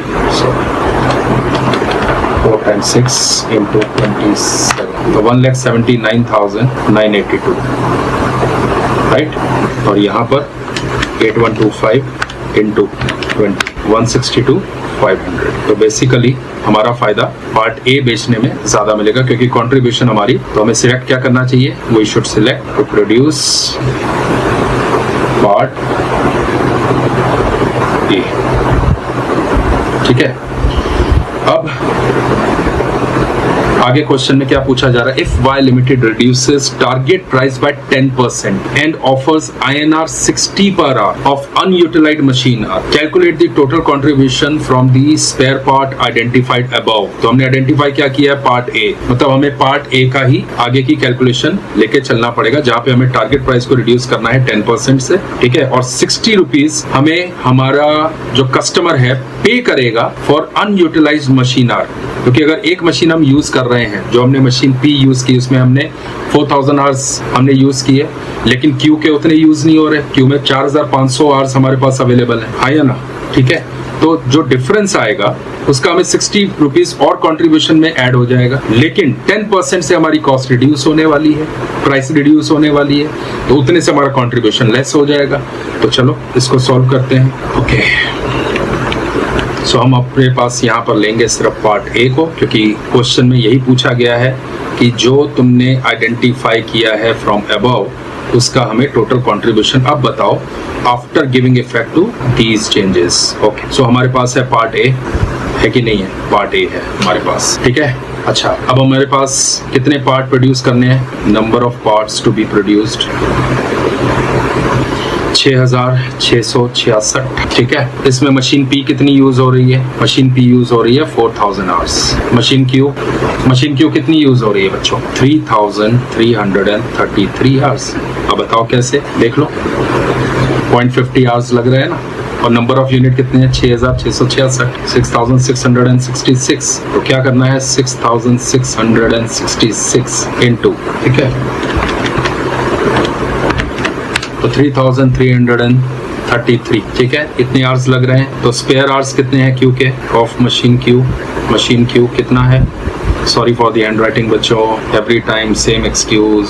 ठीक है, हमारे पास है 4500 आवर्स माइनस 3333 जो यूटिलाइज हो गए। तो अनयूटिलाइज कितना हो गया, या इसको आप अनयूटिलाइज्ड आवर्स भी लिख सकते हो, अनयूटिलाइज्ड आवर्स भी लिख सकते हो। ठीक है, तो कितना बचा, 1167, और 1167 आवर्स का हमें पार्टी कितना पैसा पे कर रही है, 60। तो कॉम्पेंसेशन कितना मिल रहा है, कॉम्पेंसेशन मिल रहा है 60 रुपीज का।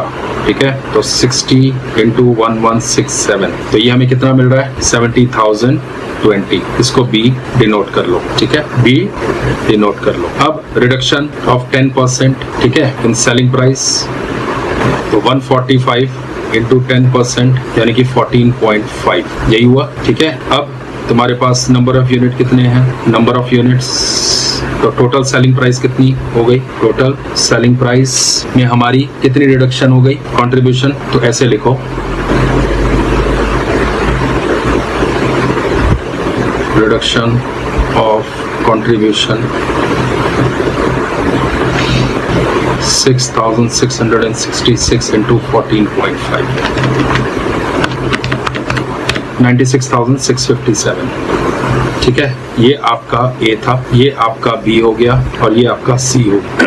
तो अभी आपका टोटल कंट्रीब्यूशन क्या हो गया, टोटल कंट्रीब्यूशन हो गया ए माइनस बी माइनस सी, करके देख लो 1 लाख। अच्छा, बी को आपको प्लस करना है क्योंकि ये कॉम्पनसेशन मिल रहा है, प्लस करना है, और सी को आप माइनस करोगे। ठीक है, सो 1,79,982 हमें मिल रहा था। अब इस अरेंजमेंट के अंदर हमें 70,020 और मिलेगा, क्योंकि हमें 60 रुपीज से कॉम्पनसेट किया जाएगा विद द अनयूटिलाइज्ड आवर्स। ठीक है, तो 70,020 और माइनस करोगे आप 96,657, जो कि हमने क्या किया, हमने क्या कर दिया, उसको छोड़ दिया। क्यों छोड़ दिया, क्योंकि हमें बोला गया कि 10% प्राइस में रिडक्शन लेके आओ, तो हम तब आपको 60 रुपीज देंगे। ठीक है, तो हमारे पास अब कितना आया रिवाइज्ड कंट्रीब्यूशन, 1,53,345, और हमारा दिमाग खराब नहीं है जो हम इस अरेंजमेंट के अंदर चले। तो हमारे लिए यही अरेंजमेंट एनी डे बेटर है, तो हम इसको सीधा सीधा रिजेक्ट कर देंगे। और बड़ा कमाल का question. The profit for the years of RJ limited works out to 12.5% of the capital employed and the relevant figures are as under. Sales 5 lakhs, direct material 250, direct labour 1 lakh, variable 40, capital employed 4 lakhs and 12.5 is what your profits, okay, on the capital employed, यानी 4 lakhs का 12.5 is your profit which comes out to be 50,000, okay, करके देख लो 4 lakhs into 12.5%, okay. Now the new sales manager who has joined the company recently estimates for next year a profit of 23% on capital employed provided, so conditions hai, the volume of sales is increased by 10%. Okay, so increase 10% and simultaneously there is an increase in selling price. Volume यानी कि quantity के point of view से and sales price 4% and an overall cost reduction in all the elements of cost by 2%. Okay, तो यहाँ पर हम 3 data को process करेंगे, ठीक है। एक जो एग्जिस्टिंग है, एक डेटा जो मुझे 10% इंक्रीज इन वॉल्यूम की फिगर्स देगा, और एक इसके बाद जो साइमल्टेनियसली है वो है 4% increase in sales price but at the same time 2% reduction in all elements of cost, in all elements of costs, यानी कि including fixed cost. Fixed cost भी तो एलिमेंट है ना भाई मेरे, ठीक है। तो पहले एग्जिस्टिंग डेटा लेते हैं, सेलिंग प्राइस क्या है पहले उसको फिनिश करते हैं, 5 लाख, राइट, 5 लाख की selling price and direct material, okay. अब ये सारी चीजें हमें लेस करनी है। डायरेक्ट मटेरियल कितना है 2,50,000, राइट। डायरेक्ट लेबर कितनी है 1 लाख, ओके। वेरिएबल कॉस्ट कितनी है 40,000, सो टोटल कितना हो गया भाई मेरे, कंट्रीब्यूशन आ गया। कंट्रीब्यूशन क्या हो गया 5 लाख में से 5 lakhs minus 2,50,000 minus 1 lakh minus 40,000 comes to 1,10,000 is your contribution. Profit हमें पता है दिया जा चुका हुआ है, क्या दिया जा चुका है 12.5% ऑफ कैपिटल एम्प्लॉयड जो 50,000 आता है। तो फिक्स्ड कॉस्ट हमारी बैलेंसिंग फिगर हो गई, कितनी हुई 60,000, ठीक। अब नेक्स्ट उसने बोला है कि 10% इंक्रीज इन वॉल्यूम, तो 10% इंक्रीज इन वॉल्यूम यानी 110% इन वॉल्यूम, ठीक है, 5,50,000। जब तुम्हारी सेल बढ़ेगी तो तुम्हारे खर्चे भी बढ़ेंगे, राइट, तुम्हारी वेरिएबल कॉस्ट भी बढ़ेंगी क्योंकि वो डायरेक्ट प्रोपोर्शनेट टू सेल्स होता है, ये हम पढ़ चुके हैं पहले, ठीक है। तो 5,50,000 तो 110% इंक्रीज कितना हुआ यहाँ पर, तो 25,000 ऐड हो जाएगा, 2,75,000।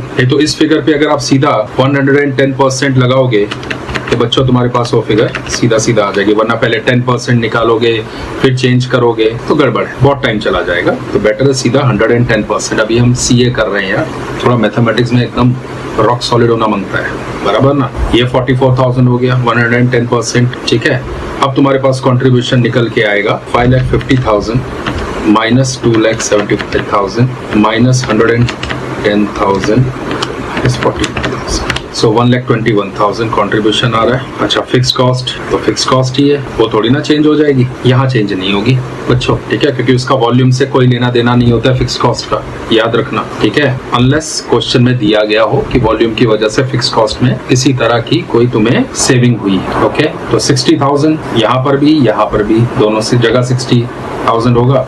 तो देखो तुम्हारा कंट्रीब्यूशन बढ़ के प्रॉफिट बढ़ के कहाँ पे पहुंच गया, 50 से 61 पे आ गया। अब बोलता है साइमल्टेनियसली आपको एक और काम करना है, अगर 23% ऑफ कैपिटल एम्प्लॉयड आपको कमाना है तो ये सेल्स मैनेजर बोल, तो हमें चेक करना कि भाई वो सही बोल रहा है कि नहीं बोल रहा है। अब चेक तो करें, चलो चेक करते हैं। तो 4% इंक्रीज इन सेलिंग प्राइस यानी कि 104% हो गया, 104% हो गया कि नहीं हो गया इसका, ठीक है। तो 5,50,000 इंटू 104%, तो ये हो गया 5,72,000, शॉर्टकट बता रहा हूँ बेटा। और 2% डिक्रीज है यानी रिडक्शन है in all elements of costs, तो जिसमें डीएम भी तो एक कॉस्ट एलिमेंट है, तो ये कितना हो गया यानी कि 98%, इन सबका 98% हो गया ना, ठीक है। और इसका भी 98%, क्योंकि ऑल एलिमेंट में फिक्स्ड भी तो आते हैं, तो करके देख लो 2,75,000, यानी पहले अगर 100 रुपया लग रहा था तो अभी 98 रुपीज लगेगा क्योंकि 2% हम रिडक्शन दे रहे हैं, बराबर है बच्चों, सही बोल रहा हूँ ना भाई, ठीक है,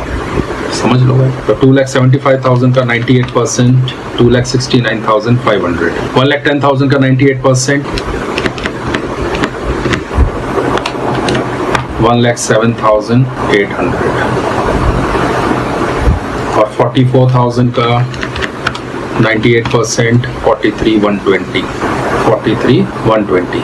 ये माइनस करने के बाद हमारा कंट्रीब्यूशन कितना आया चेक कर लो। 572,000 माइनस 269,500 माइनस 107,800 माइनस 43,120 हमारे पास आ गया 1,51,058। और फिक्स कॉस्ट कितनी रह गई 60,000 का 98% कम्स टू 58,800। ठीक है, तो अब हमारे पास कितना रह गया प्रॉफिट 92,780। अभी कहानी कंप्लीट नहीं हुई मेरे दोस्तों।